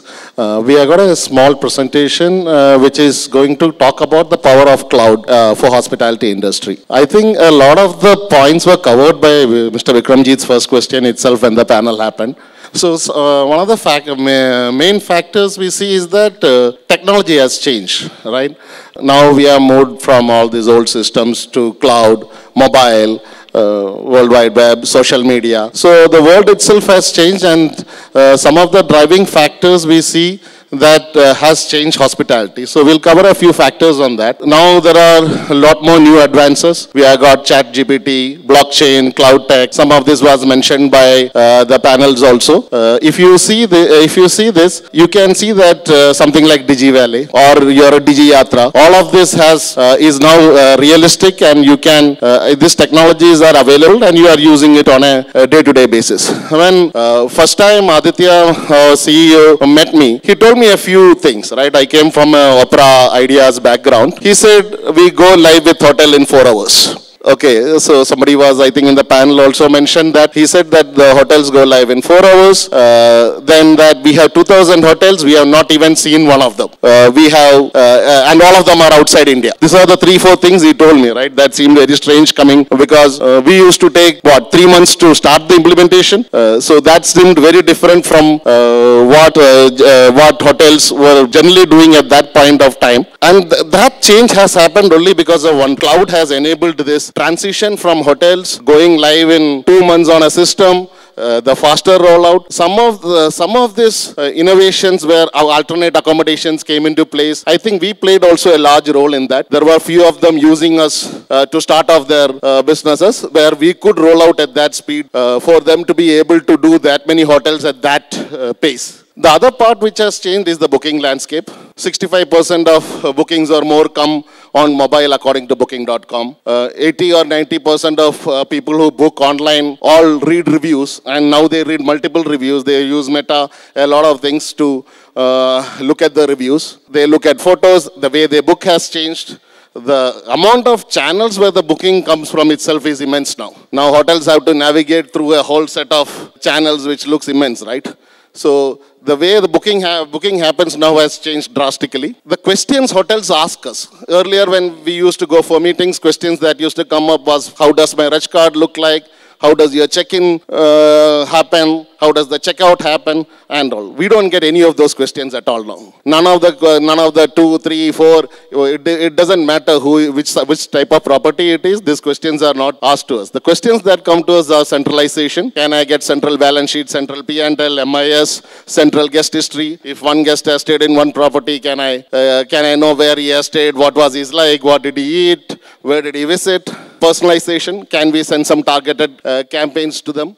Guest recognition, people have started asking us, how do we recognize guests before he comes to the hotel or when he enters my hotel? Can I do some facial AI recognition? Personalized services, connection to IoT devices, data-driven decisions, pricing, reputation, customer spend, segmentation. How do I collate reviews together? Can I see all of this together? Can I answer to all of this from a single dashboard? So if you see the questions, I'm not even talking long back, right? 5 years back, the questions hoteliers used to ask us, and what they ask us now are two different things, right? Security is a major concern. So when the data is lying at the hotel, who is responsible for the data? How do we be compliant to GDPR? How do we ensure that all of this is all the government regulations are met? How do we scale? Again, I mentioned earlier, going live in 4 hours, right? We give you the hotel, we want to go live by tomorrow. We want all our OTAs connected to the PMS. We want the availability to be there, right? So immediate profitability. Some of these questions is what are being asked to us, and that is what we are trying to address also, right? So we have been trying to help hotels address a lot of these concerns, and adoption of cloud is still very young. I mean, it is happening rapidly in India currently, but still less than 10% of the hotels will be on cloud. The other factor, I mentioned IoT, but a lot of our hotels ask for connecting to Amazon Echo. Some of them ask for, I want keyless check-in. I want contactless check-in. I want location-based information. I want to control the in-house devices. So the systems require open API. We need to connect to a lot of devices, unlike earlier where all of this was standalone and there was no connection to any of this and there was no data coming in. Now, what has cloud done for this? What has cloud done is that they have enabled it to be delivered at a really low cost, right? Earlier, half my deals when I am in Opera, selling Opera is $500,000, right? Now it's maybe $5 to $6 per room per month. So the capability of cloud to deliver this has reduced the overall cost and made all of this possible. So when technology meets hospitality, that is when magic happens. To give an example of one of this large, I'll show you a video. We did the FIFA implementation. It was, 70,000 odd rooms with 25,000 check-ins and check-outs happening every day. So I'll play a small video on that FIFA and I'll leave you with that. Thank you. But for us, it's a matter of honor to make their stay a memorable, serving millions of global families. Thank you, Mr. Shiva Prasad, for sharing your organization's noble endeavors.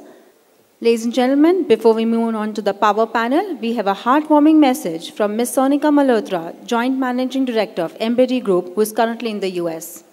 May I request for the AV, please? Esteemed colleagues, hoteliers, visionaries, and stalwarts of the industry. It's an immense privilege to address a room filled with some of the most influential minds of our industry. Today, I wish I was there in person with you all to experience the magnanimous pool of knowledge. I'm highly obliged for Hotelier India having me be part of this esteemed conclave online. The hospitality sector, like many others, has undergone profound transformations. Every now and then, we see changes driven by technology, evolving guest expectations, and recent global events which have reshaped our landscape. In this new world, the matrix of success in driving the value for stakeholders and the means to achieve them have undergone a complete metamorphosis. For instance, the new era of digitization. While I understand hospitality requires human emotion and innovation, But mobile applications, touchless formalities are no longer novelties, but a necessity to drive efficiency and maintain reasonable standards. Even the data analytic tools enable us to understand our guests like never before. Tailored experiences, from room preferences to curated adventures, can drive customer loyalty and in turn consistent and enhanced revenue streams. Today's guests are informed and conscious of the environmental footprint. Implementing sustainable practices is not just about being responsible, it's about attracting a new generation of guests. Sustainable practices can also lead to reduced long-term costs and enhanced brand image. We at MBD are committed to such efficient practices to recycle, reduce, and reuse. At MBD, we believe that in transformative times, we're not just in the business of providing rooms, but crafting experiences. Each guest who walks through our doors seeks not just a place to rest, but an ambience that resonates with comfort, luxury, and personal touch.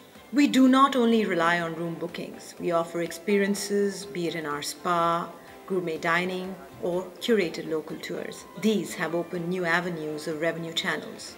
This has not only increased profit margins, but has also served as a hedge for low occupancy seasons. I like to conclude by stating that driving shareholder value in this new world order is not just about adapting, but by leading. It's about understanding that our industry's heartbeat is the guest. When we innovate, evolve, and rise to meet their expectations, we don't just drive shareholder value, we set the stage for a brighter, more prosperous future for all stakeholders involved, including our team members. Thank you very much. Gentlemen and ladies, before we start our power panel, may we request everybody in the venue to take their seats, please. As we near the conclusion of this enlightening evening, we approach the final session, a power panel discussion with the esteemed panelists and deliberate on the topic, driving shareholder value in a new world order. Let us unite in a resounding applause as we invite these luminaries to grace the stage. Ladies and gentlemen, a huge round of applause for these people. Louder. Thank you. I welcome on stage Mr. Ajay Bakaya, Managing Director, Sarovar Hotels and Resorts. Mr. Nikhil Sharma, Marketing Manager Director, Eurasia. Market Manager Director, Eurasia, Wyndham Hotels and Resorts. Mr. Sudeep Jain, Managing Director, Southwest Asia, Intercontinental Hotel Group. Mr. Vibhas Prasad, Director, Leisure Hotel Group. Mr. Zubin Saxena, Managing Director and Area Senior Vice President, South Asia, Radisson Hotel Group. And our esteemed session moderator, Mr. Jaideep Dang, Managing Director, Hotels and Hospitality Group, JLL. Sitting on the other side of it. You know, my moderator says we will not start till the people at the back don't take their seats. Can I request the people at the back, please take your seats? This is the last session in progress. May I request people at the back, I can't see many people at the back, and hoteliers are known for their, what do I say, grouping for words, but let's for once show them the respect for the speakers here. People at the back, may I request you to join us ahead. I think it's quite okay if they don't want to join us. That's perfectly all right. Mr. Bakaya, it's going to take a minute. But they can grab their drinks and move out to the pre-function. So we have kept you hydrated for long. And this is a request. All the men at the back, I insist that you please take your seats. My friend Jaideep Dang is waiting to start the discussion. It's very earthly hours. It's just about 8:45. People on my right, can you please join? Thank you. Jaideep, all yours. Power panel is on power backup, by the way. Sabki patti gule is on it, right? Okay, ladies and gentlemen, thank you very much for attending. You guys are lovely as always and very kind to us. When I was told to do this, I thought I'll start like a Vajpayee, start slowly, then ask those questions patiently, but I think the train is running late. I must do this show as a Karan Johar now. This is a rapid fire. We don't have too much time. Zubin's given me 20 minutes. I don't know about you. All of you are hungry. So let's see. Ladies and gentlemen, a very warm welcome to the very, very honored and my privileged guests, Mr. Bakaya, Nikhil, Sudeep Jain, Vibhas, and Zubin Saxena. That was a trick. I thought कि चलो तालियों से शुरू करते हैं. हमें भी थोड़ी encouragement मिलेगी, isn't it? Okay. So I'll begin. It started raining, is it? Zubin, I begin with you. Well, on the way, I'll also ask some boring questions, so it's not all about interesting things, right? Okay. So Zubin, Radisson's celebrating 25 years in India. Some of us think it's a global brand. Truly it is. But you know, many Indians also think it's an Indian brand, right? We've all kind of grown up in our age seeing the Radisson across the airport when there was hardly an airport. What is the reason of this great familiarity of Radisson in Indian hearts? Thanks, Jerry. Good evening, all. You know, I know we are the only guys between now and dinner, and you know the chef's done a great job outside. So I'm sure he wants to serve us hot food, and we all want to eat hot food as well. So I'll come to your question. Thanks, Jerry. Good evening, all again. You know, what's the reason? You know, as we go across the country, there are, in fact, starting from right here at Delhi Airport, you know, that circle is called Radisson Circle. Then you go to Indore, where we have the lovely Radisson Blue. It's called Radisson Chalk. Right? As you go down the country, you know, there's a Radisson Square somewhere. There's something else, roadways named after our hotels. You know, the reason, there are two reasons, actually more than two, but I would like to broadly say that falls into two buckets. One is the sense of ownership. You know, we are not only looking at our markets as transactional markets. You know, we are not looking there to be there just for the business. I think for us, it's a sense of longing and sense of care. So we want our hotels to become the melting pot within the localities they are in, within the neighborhoods they are in. And, you know, that's really been the strategy and the mindset behind the group. The second reason is that I think we dared, and with due respect I say that, when most others didn't. And we went into markets much ahead of time when nobody would want to go into a Ranchi or a Guwahati or a Gorakhpur. You know, we guys actually ventured in there. So, and that has been now from our first hotel here. By the way, when the Mahipalpur hotel opened here, this used to be out of Delhi. 25 years, that hotel, we celebrate 25 years. That was our first hotel. We just celebrated the 25 years at that property also. You know, that hotel used to be outside the city. So I think we've done some very careful study, careful analysis. Even now, that's the way we do it. We're very scientific about the way we are operating our business. But, you know, you study the master plan, study the demand in the market, study what's going to happen in the future, and you take the risk, right? And once you've taken the risk, then try to be part of the community, right? So I think that's what it is. Radisson, and this is a recent Google survey that's come out, is the most recognized hotel brand on a Google survey. So, you know, that's us. You know, we're part of the social fabric, social culture. And, you know, and lastly, I'm sorry, I'm taking, I think, 5 minutes of the 20, but don't come back to me again. They kept us waiting a couple of hours. You take your time. Yes, so I thought, so, you know, I had all my answers well rehearsed. I would have said this over 1 hour. I'm saying it in 5 minutes now, so bear with me, right? No, but I think for us, it is really about caring for our guests, caring for our stakeholders, and it's true. You know, it's not just a spiel I want to give to the audience here, who all of who is very, very intelligent. You know, if you approach a business with a little bit more than just the nuts and bolts and the black and whites and the numbers, I think there's a lot more you get back. And I think that's the Radisson philosophy. That's passion, isn't it? The passion took about 5 minutes. Rest all was Radisson. Thank you, Zubin. Another passionate man sitting left on my side. Again, very similar story. If we talk about the act of bravado that Radisson, perhaps, and the people at that time would have done, Mr. Kachru included, in taking those deals to the market. The man who actually did perhaps a little more deeper and wider is Mr. Bakaya. What a brand you have created, from luxury from tier 1 city center locations to tier 2, tier 3 towns. How's it going, sir? Well, it's going very well. It's still more in the making. We are 105 hotels now. But I think more than how it's going well for everyone right now. And I think it will augur well for the next 5 to 10 years in India for pretty much everyone sitting in this room. We had 3 things going for us.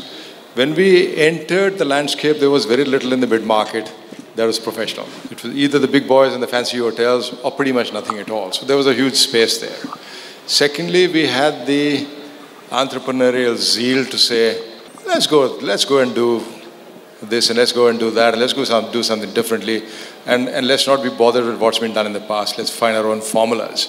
So it was that spirit of, daring do. Let's get out there and see what happens. We'll figure it out. And I think something that stood us in good stead all this while is our strong ability to behave, think, and act and speak like owners. You couldn't have some places doing well and some others not doing well, saying, I'll cover it up. You had to succeed everywhere. You had to deliver top line and bottom line in every single project that you went into. And if the owner had genuine concerns of not being able to pay his debt, etc., you listened and you reacted in a manner that was helpful to him. So those are some of the things that stood us in good stead. We are well positioned today with a vast array of brands. We have the Golden Tulips table in addition to the Sarovar Hotels, which adds a franchising dimension. And I think we are looking at much bigger and better things than what we've got to so far. Thanks. Now look at that, more than 100 hotels, and he's just said, we're just starting. So that's the zeal. Congratulations on whatever you've achieved, and a lot and many more to come. Thank you. Sudeep, what a legacy. Brands like Holiday and Crown Plazas, in this country, and again, very similar story. It's a great legacy. And when you have such powerful blockbuster brands, how do you get your new brands in? And what do you tell your owners? Because everyone will be vying for the same Holiday. And by the way, or the Crown Plaza or the Interconti, we all sort of grown up seeing that. And now you have some new brands coming in. How's the experience like? How do you get in? So, thanks very much, Eddie. But I think we rely on two things. One is the rich legacy and history which you talked about. And I think that transcends itself into the platform that we bring, right? Which is the sort of the distribution engine, the systems, the revenue management, the talent management, and so on and so forth. And the new brands, although we have 19 brands now, we introduced the 19th brand last week. In India, we've been very careful to bring brands only which may be relevant and right for the market, right? So, we started originally with the Intercon, with the Taj and the Oberoi partnerships, the marketing alliances, which then moved on to becoming franchises, and then eventually now we've gone into the managed. And I think we're still building that brand in India because I think we've conquered, or we've done very well with the mid-market, with the Holiday Inn, a very recognized brand, and the Crown Plazas. But now, because we've got that platform, we're saying, hey, listen, we need to enter the luxury space. The two new brands we introduced in the last 5 or 10 years is the Holiday Inn Express, because it wasn't right for the market in its first generation. It was a little ahead of its time with little F&B and so on and so forth. But today, I think it's very right for the market, and which is why I think we've introduced that in the next generation. And the two new brands which we're bringing in is Staybridge Suites, which is an all-suite product. I think we've signed the first one in Bangalore, and I think very relevant because this is long stays, right? So again, right for the market. And the newest one, which has finally got a great traction in India, we've signed 3 deals in the last 6 months. We've got a great pipeline, is the Voco, which is in that premium space, so competes in the same swimming lane as our Crown Plaza. But it's a very conversion-friendly brand. So the difference is, although they swim in the same swimming pool, they're different swimming lanes.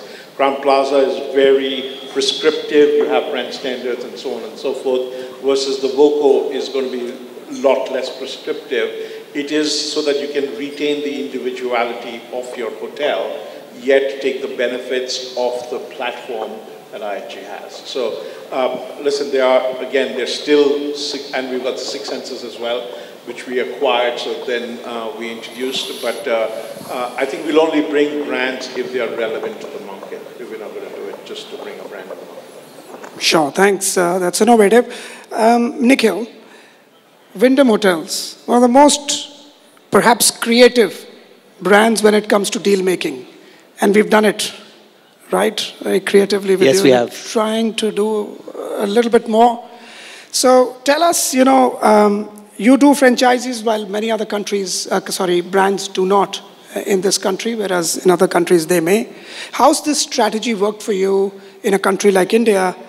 Tell us a little bit more on your numbers of, the latest franchisee agreements that you would have done. How's the experience like? Thanks, Jaideep. I have to do the sales pitch on Wyndham because we're known as the Ramada guys. Wyndham has 9,100 hotels in 95 countries, 24 brands. But in India, the hero brand is Ramada. In India today, we actually have 9 brands as we speak. And we've introduced 3 brands in the last 2 years. Wyndham Garden, Ramada Encore, and Trademark, which is a soft brand. We'll hit 60 operating hotels next month. And with a pipeline of 36, we should hit the 100 mark in the last quarter of this year with the pipeline and operating hotels. So that's been the journey. We've focused on tier 1, tier 2, tier 3 cities.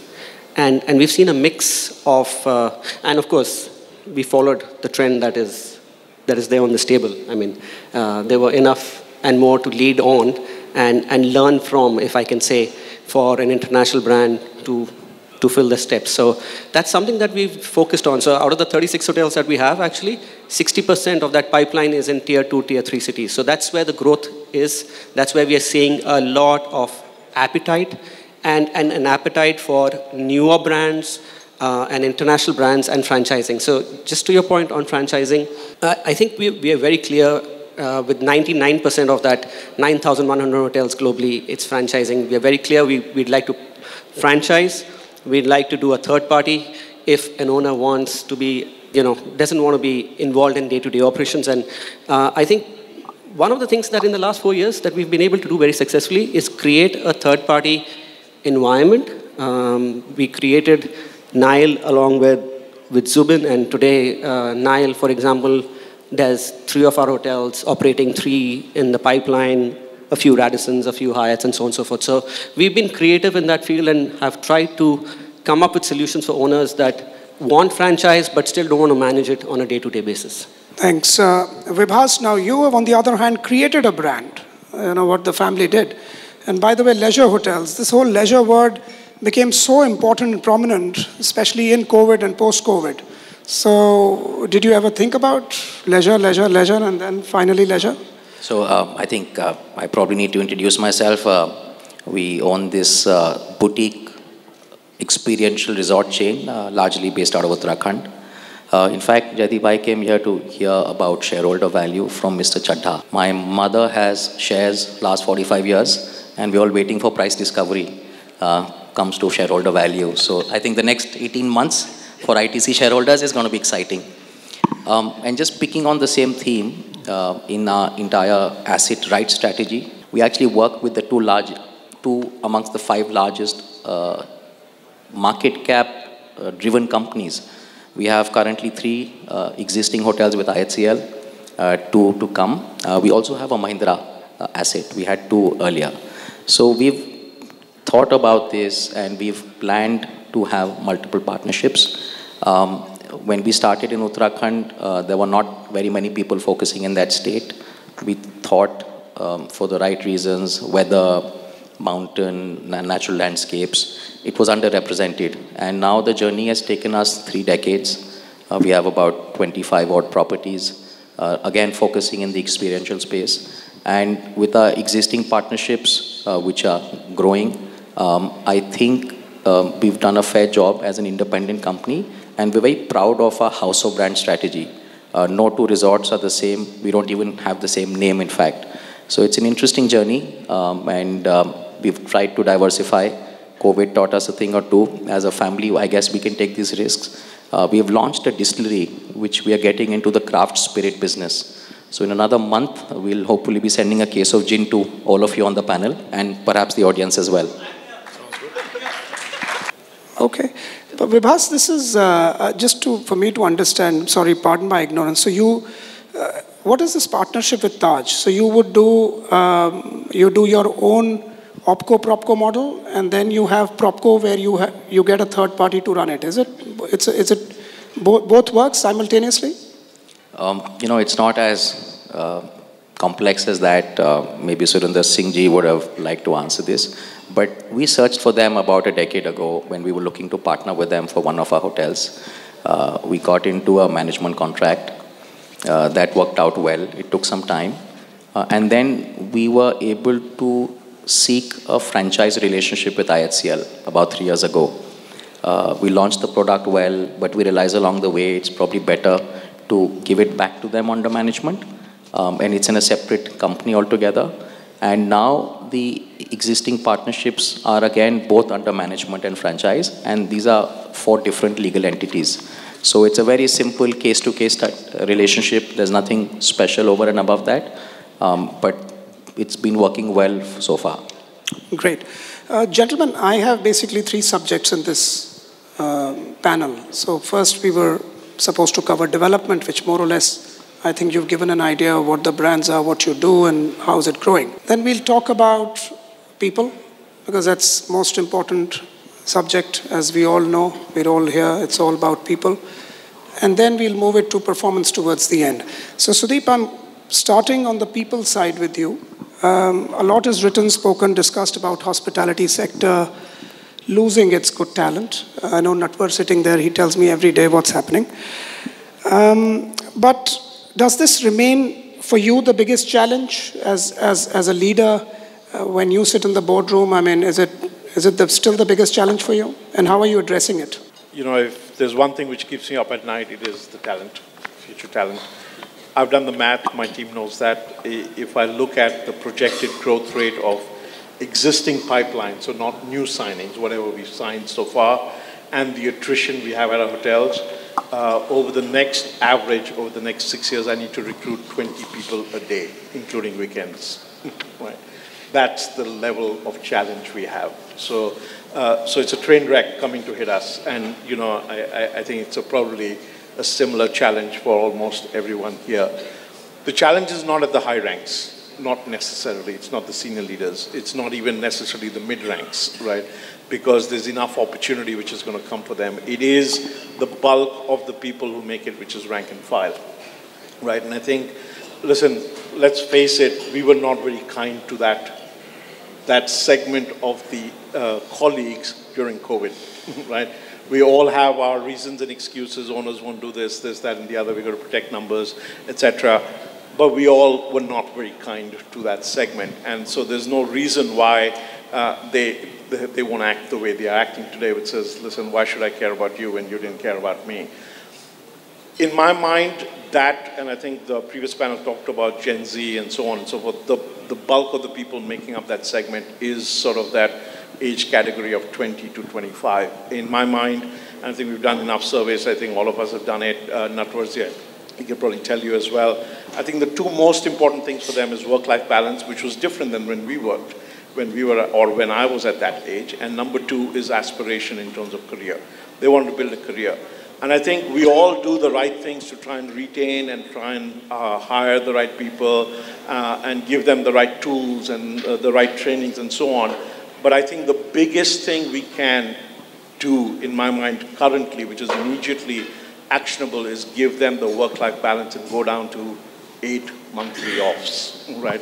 I've said that in previous panels in the industry, and I think, but I'm telling you, amongst all the people sitting here, they are leaders of their own hotels. Not more than 25% of the people have that in place, right? The biggest difference you can make for them.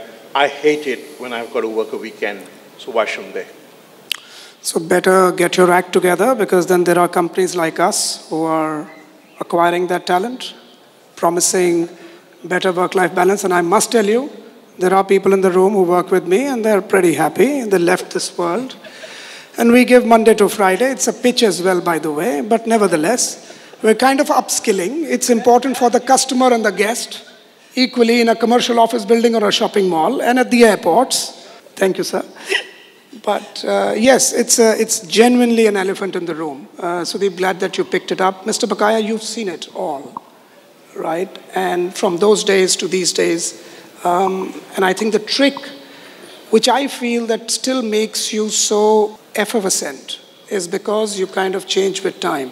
What do you think has also changed, and how are you sort of coping up and managing this this problem of people? So I think we always had a people problem. I've been in the business 45 years. I don't remember a year when we did not have those challenges. We had challenges when a third of your workforce in the kitchen and F&B service didn't report on duty at the beginning of the month because they'd all gone on board a ship. And I'm talking about a hotel with 1,500 employees and very deluxe and very special in the city. It happened. Good people was always an issue. Today it's a much bigger issue. So I think two areas. One is spend a lot more time and effort on what those people really, really want. And yes, 5-day weeks is one. 5-day weeks is still a bit of a mirage. We are operating people on split shifts. When a guy leaves home at 6 in the morning, starts work, does his breakfast, does lunch, comes back again in the evening for a dinner. If the hotel's really busy with weddings and things, he's spending late night, he doesn't get home for some time. Has that gone out of the window? It hasn't yet. I compared notes with a whole lot of the larger companies, and they're still following the practice. So I think we have to change dramatically. That's one part. What do they want? They want more of a fun space. They want more of a challenge. And yes, they want growth, and they want growth faster. So it's got to be a marriage. I can't give it all to them. I've got to start working. I have started working. I've got to start working much more to bridge the gap. The other thing is, what else do? You build your own army. You start developing your apprentices. You start developing your RTD models. You start developing your operations trainees. You start developing your management trainees.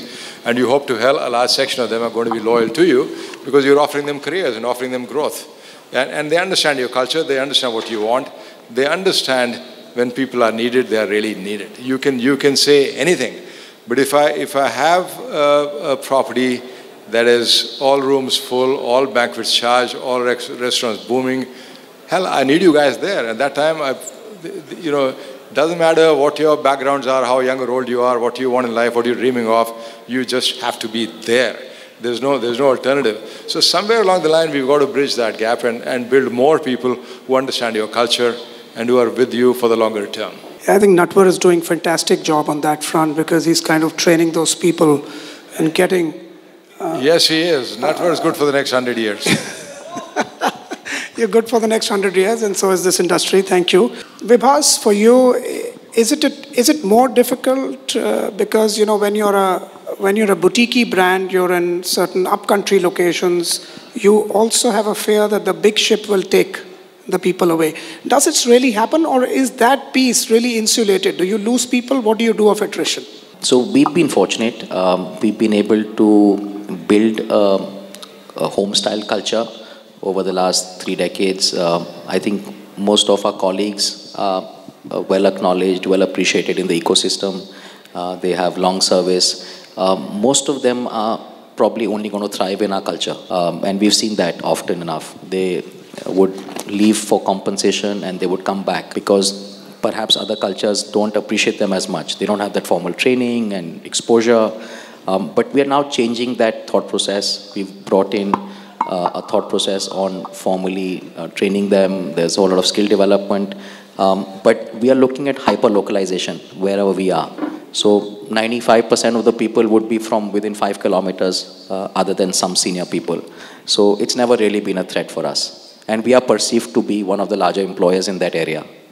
Homely environment, I think, is a key that I've kind of taken what you've just said.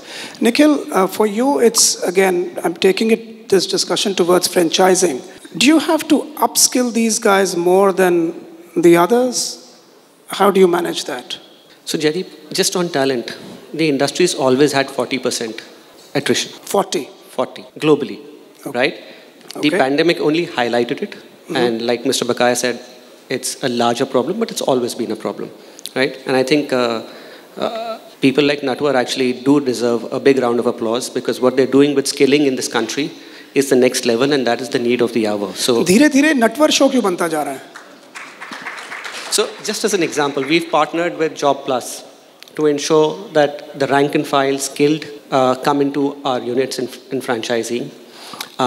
There is a lot of push that we do in terms of L&D at all levels, and we encourage our hotels to upskill, to multi-skill, and to grow not only within the hotel but across the brand in various geographies. Great, thanks. Zubin, if I may I make a comment on that? Sure. I think a lot of valid points here. I really agree with everything that's been said. My only addition to that would be that we need to open up the sources of talent. We are going back to the same old places, the hotel schools or the limited place, colleges and schools which are feeding, talent into our hotels. The problem is the supply and demand don't match. We are in an explosion right now. India today is 250,000 rooms. India in 10 years will be 3 times that. Are we going to keep up pace with the talent? I don't think so. We as an industry are poor paymasters. I don't want to use a stronger word than that.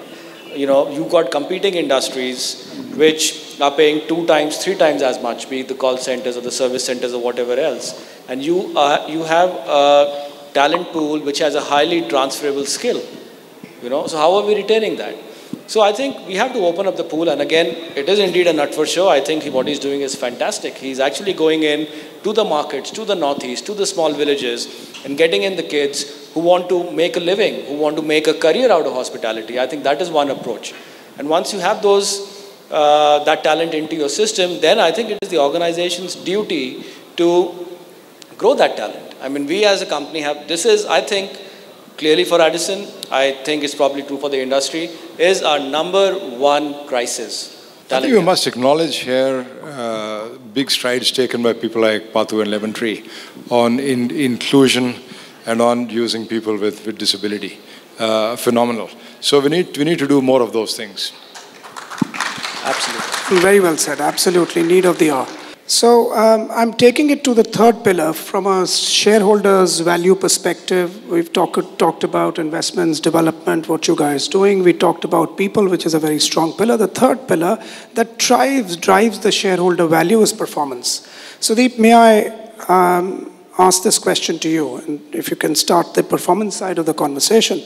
2022, you see, in many ways was a stellar year for all of us. Whichever business you were in, it was fantastic. What is your expectation, Sudeep, from here on? Will this euphoria continue? Are we looking at a plateau situation? And I know you've been on this side of the story as well.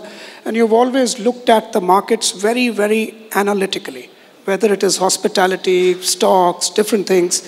I know so it'll be really good to have your view to begin with. So you're right, 22 was a stellar year. And, I think 23 is better than 22, right? So from that standpoint, I don't think it's stopping us. And I'll answer this question in 2 ways. One is sort of the macroeconomic things which are going on. Firstly, let's acknowledge that India hospitality is predominantly domestic, right?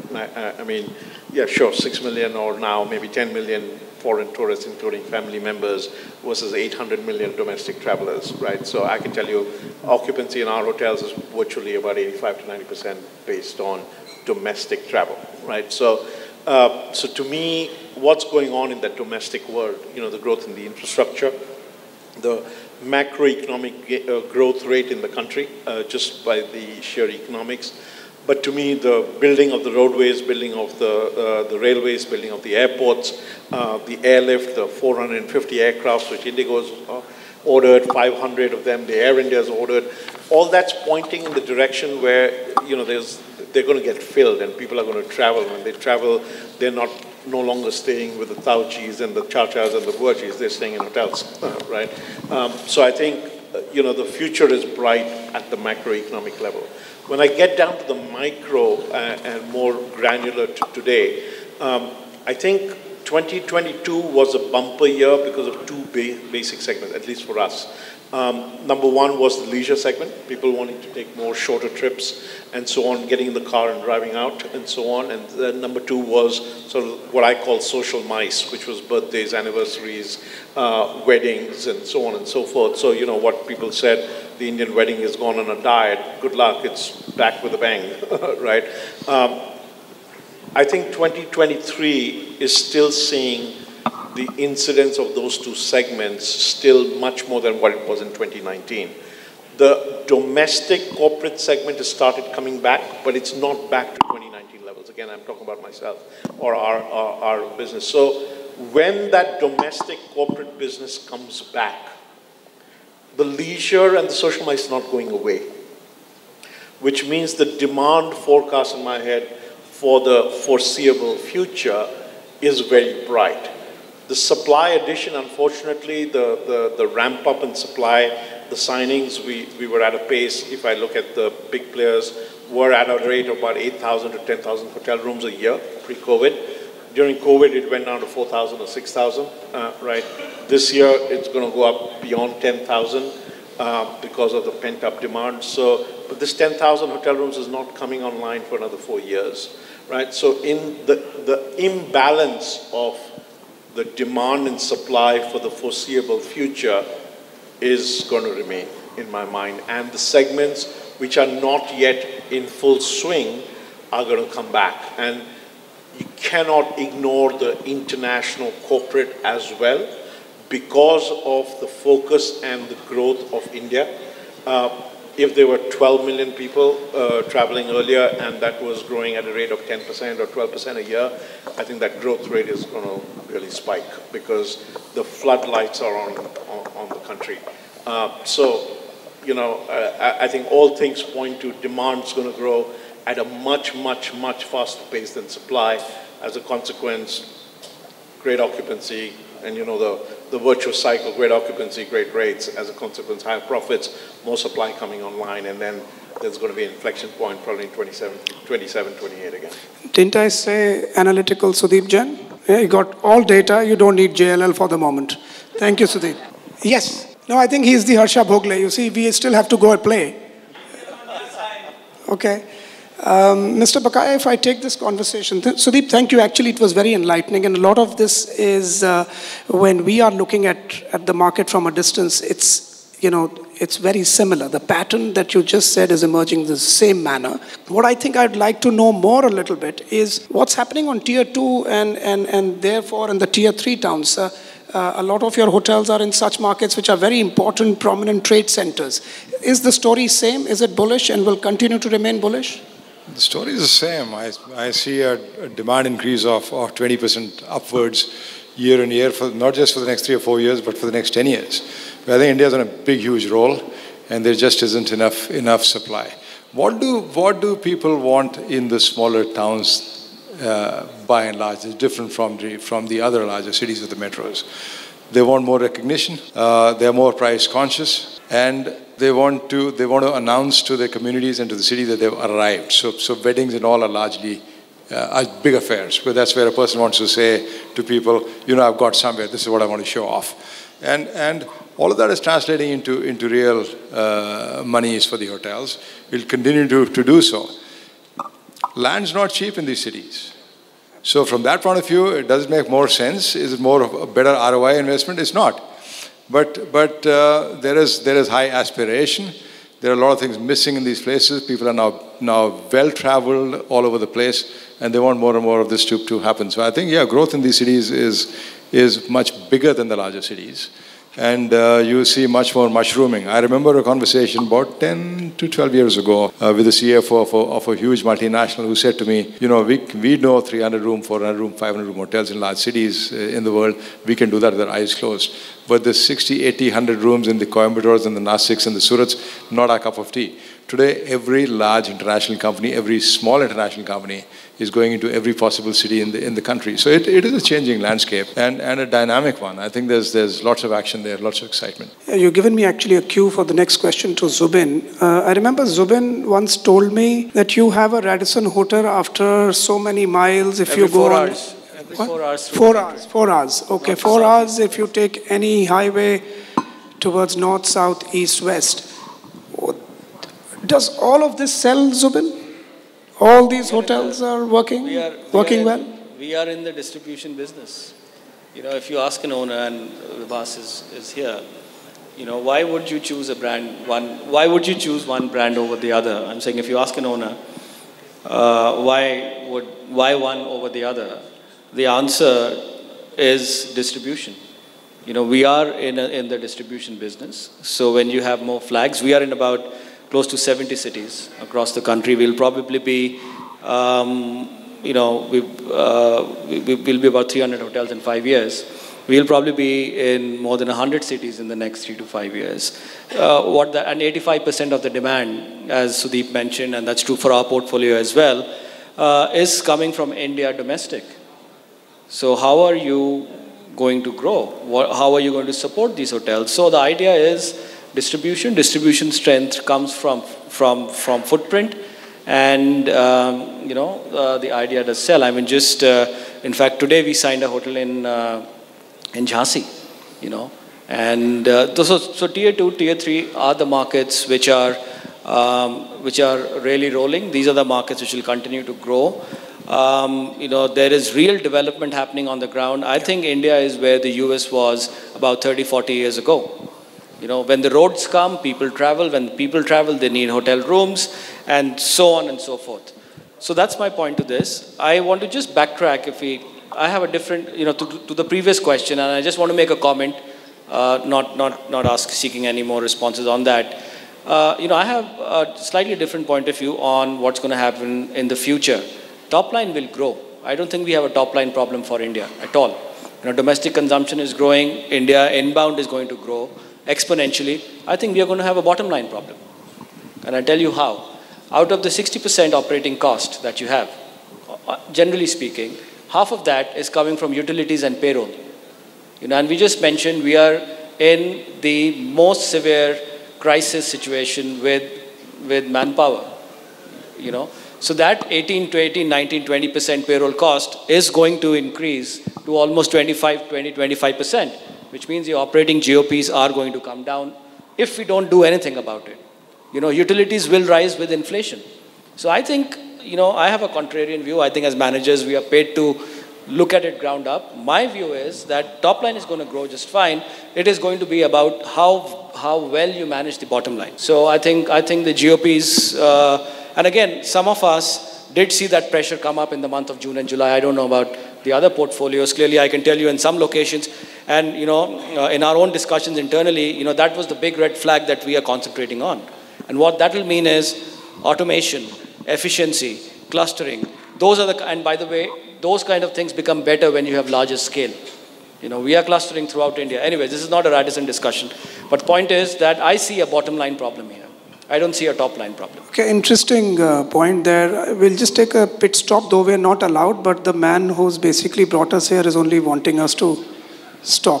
Please, sir, over to you. Listen, I don't want to interrupt this great discussion, but the kind of milestone, and most of the hoteliers that I talk are in a very transactional mode. I'm sorry to Jaideep to bring this discussion.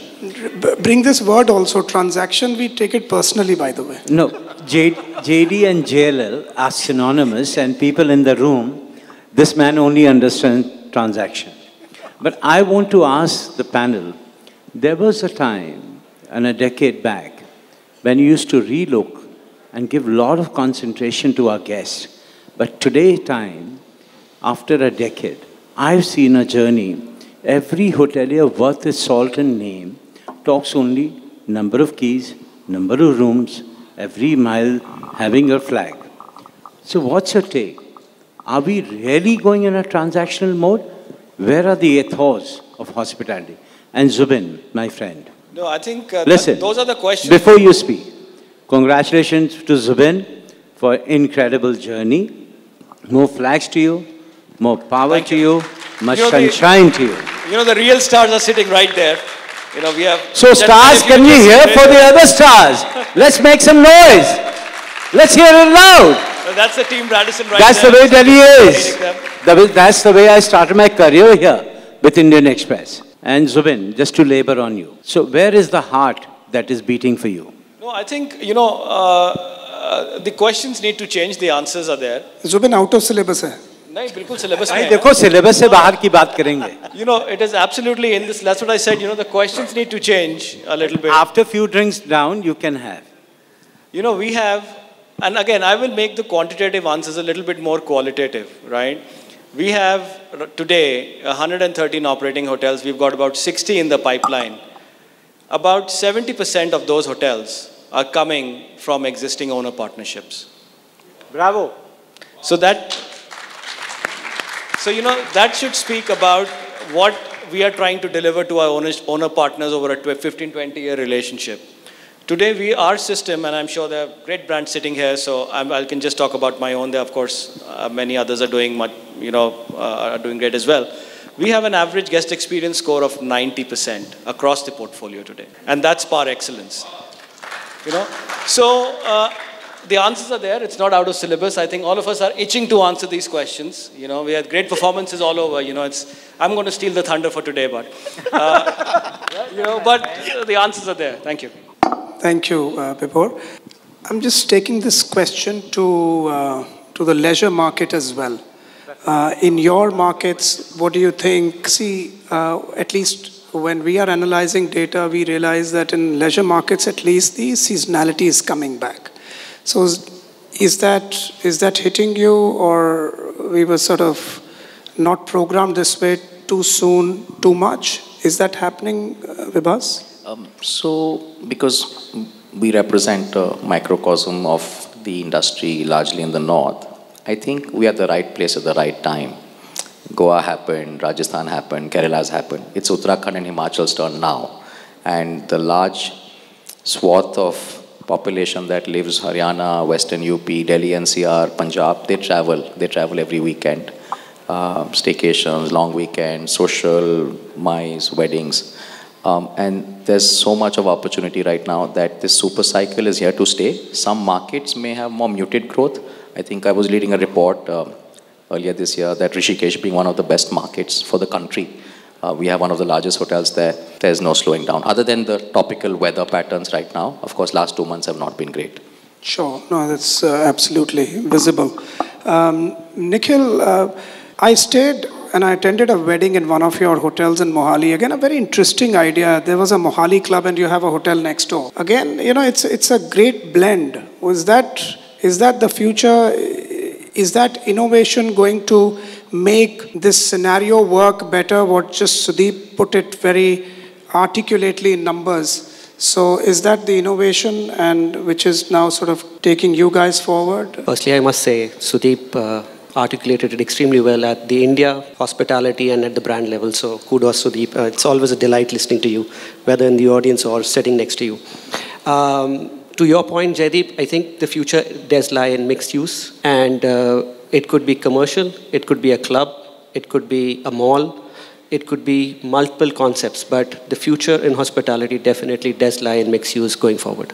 Mr. Bakaya, would you like to give one last thought or vision that all of us should be enlightened with and take it back with them? I think one of the big trends recent trends in the hotel demand sector is a very large and growing segment of ladies, women, girls traveling without the guys. Yes. Whether it's solo, whether it's groups, otherwise, it's a huge segment. And I think we need to tailor ourselves to see what we can do about that. The other thing is, as hoteliers, while we talk all this tech stuff and touchless and etc., we have been absolute laggards as hotel guys in using technology that is available to us easily. Every guest, or 80 to 90% of guests, are on Google in some form or the other. However, when the guy walks in, there is no recognition for him. If his company or he is spending a whole lot of money, you might put that extra amenities in the room, and those amenities haven't changed for a long time.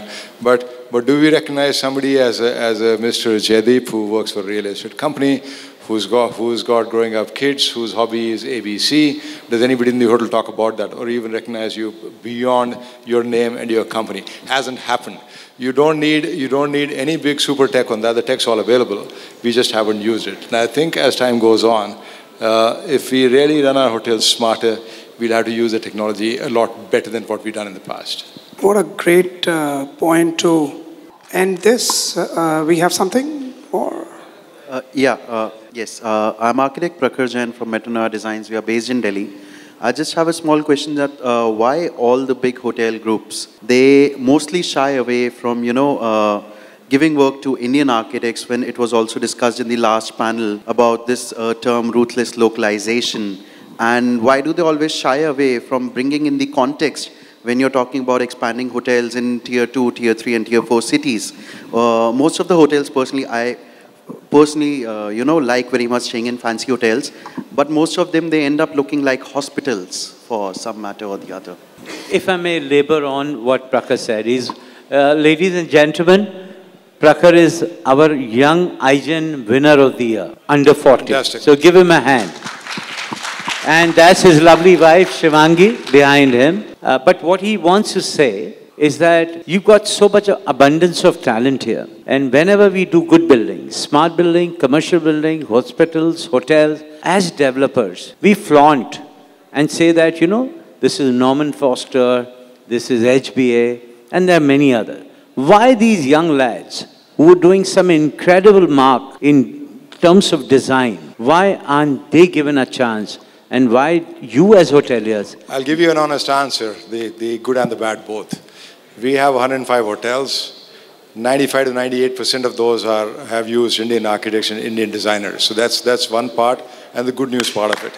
And show us what you can do. We're always looking for young talent that has something to showcase. So if you're good, you'll emerge. We're always short of good people. The biggest flaw in why the larger companies don't use so much of the Indian architects and Indian designers is because you don't travel as much as you need to. A good architect learns every day from new ideas around him. So a person based in Singapore is seeing so much more on an everyday basis than we are out here. And it needs travel. It needs to look at the new things. Look at how people are doing things. Not everybody is building hotels that look like hospitals. So yes, there are people that can do a better job, and we must acknowledge that too. But there's lots and lots and lots of scope for people who are good and bright in India. No shortage. So are the hotels open to cut the break of the cookie cutter style? Most of the brands, I don't want to name it, but they follow the cookie cutter pattern. So it depends on the brand, right? That's why when I was saying different brands swim in different lanes, I'll take one of my brands as an example. If I'm a Holiday Inn Express guest, I expect the Holiday Inn Express to look and feel the same everywhere else in the world as well. I want to be able to reach out to the same switch because I'm a frequent traveler. I stay in those expresses. I've got a certain budget. I don't want it to be different, right? Some people love to eat the same breakfast 7 days a week. Some people love to eat different things every meal, right? It's different horses for different courses. But the whole tenet of a big brand, which is universal, is consistency in service and product. There are brands which are consistent in service. There are brands which are consistent in product. But for a brand, mainstream brand like Holiday Inn Express, it has got to be consistent in product and service. Very well said. And may I walk back to our Sutradhar, the wonderful and the only Jaideep Dang. Jaideep, just a question for you. In all of it, how do you feel we are poised? I'm asking a question. We're out of time. What is that question?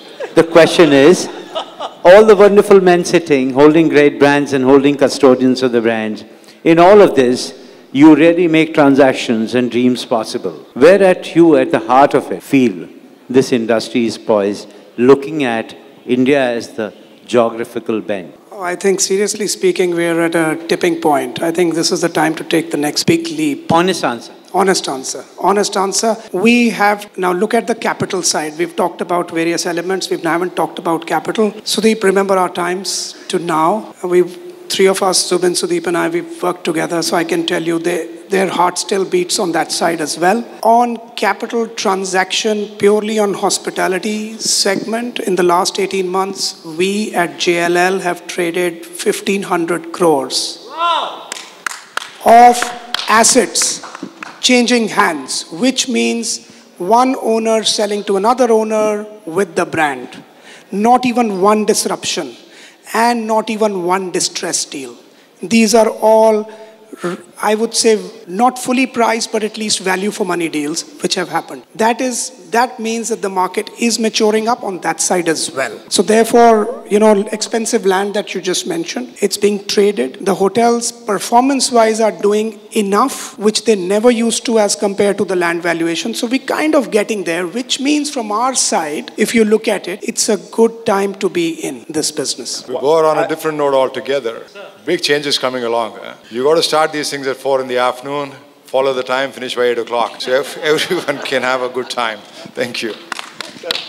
So one thing I can add to your question before, today in the world, if you look at a brand and say where is the biggest number of rooms, as you said, or number of hotels, it's usually the US, number one for a global brand. Number two is China, right? In probably 10 years or less, the number three will be India. It's a great statement. Ladies and gentlemen, I will quote what Dr. Homi Baba said. You know, I think this is important for all of us as managers, as leaders, as general managers, as workers in this space. Take any realm of business. He said, performance depends on three things. One, how's the machine? Two, how's the weather? And three, who's the driver? Machine kaisi hai? We've gotten, all of us got great machines to work with. You know, we have great brands, great machines. Weather was not on our side, at least until 2 years ago. But we are, now the weather is certainly with us, you know. So make good use of it. Who's driving it? Chala kaun raha hai? Aap sab. So therefore, I think we have enough and more to cheer upon. Thank you very much, my very, very intelligent panel.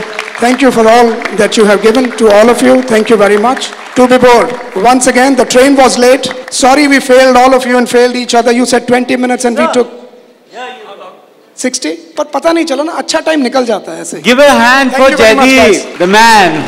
Thank you, Jaideep. Thank you, everyone. You know, your dinner's served outside. No dinner. Sheetal, can you start? Thank you, panelists, for sharing enlightening views and insights. But before we part ways, allows us to express our gratitude. May I please request Ms. Vidya Meshram and Vikas Malhotra to come on stage for felicitating the panelists. Mr. Nikhil Sharma. Mr. Ajay Bakaya.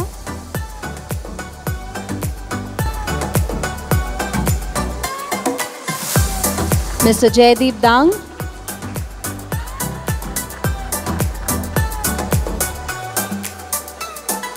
Mr. Zubin Saxena, Mr. Vibhas Prasad,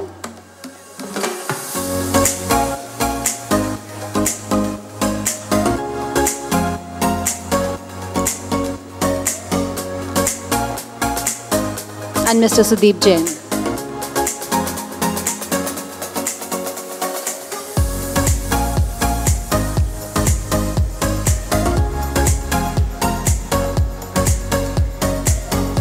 Can we have a quick round photo session, please?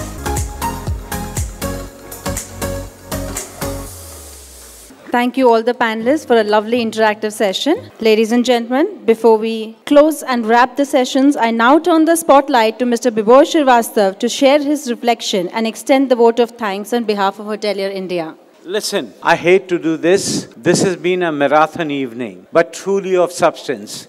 I think people spoke from the heart. They really unfathomed the scope that this industry has. But the heart of it are the people. Irrespective of technology, whatever disruption you do, but I think it's people in the industry. Maybe the people shine and we shine together. The night is young. The bar is open on the left and the right. And thank you to our partners for being with us. Thank you, ladies and gentlemen.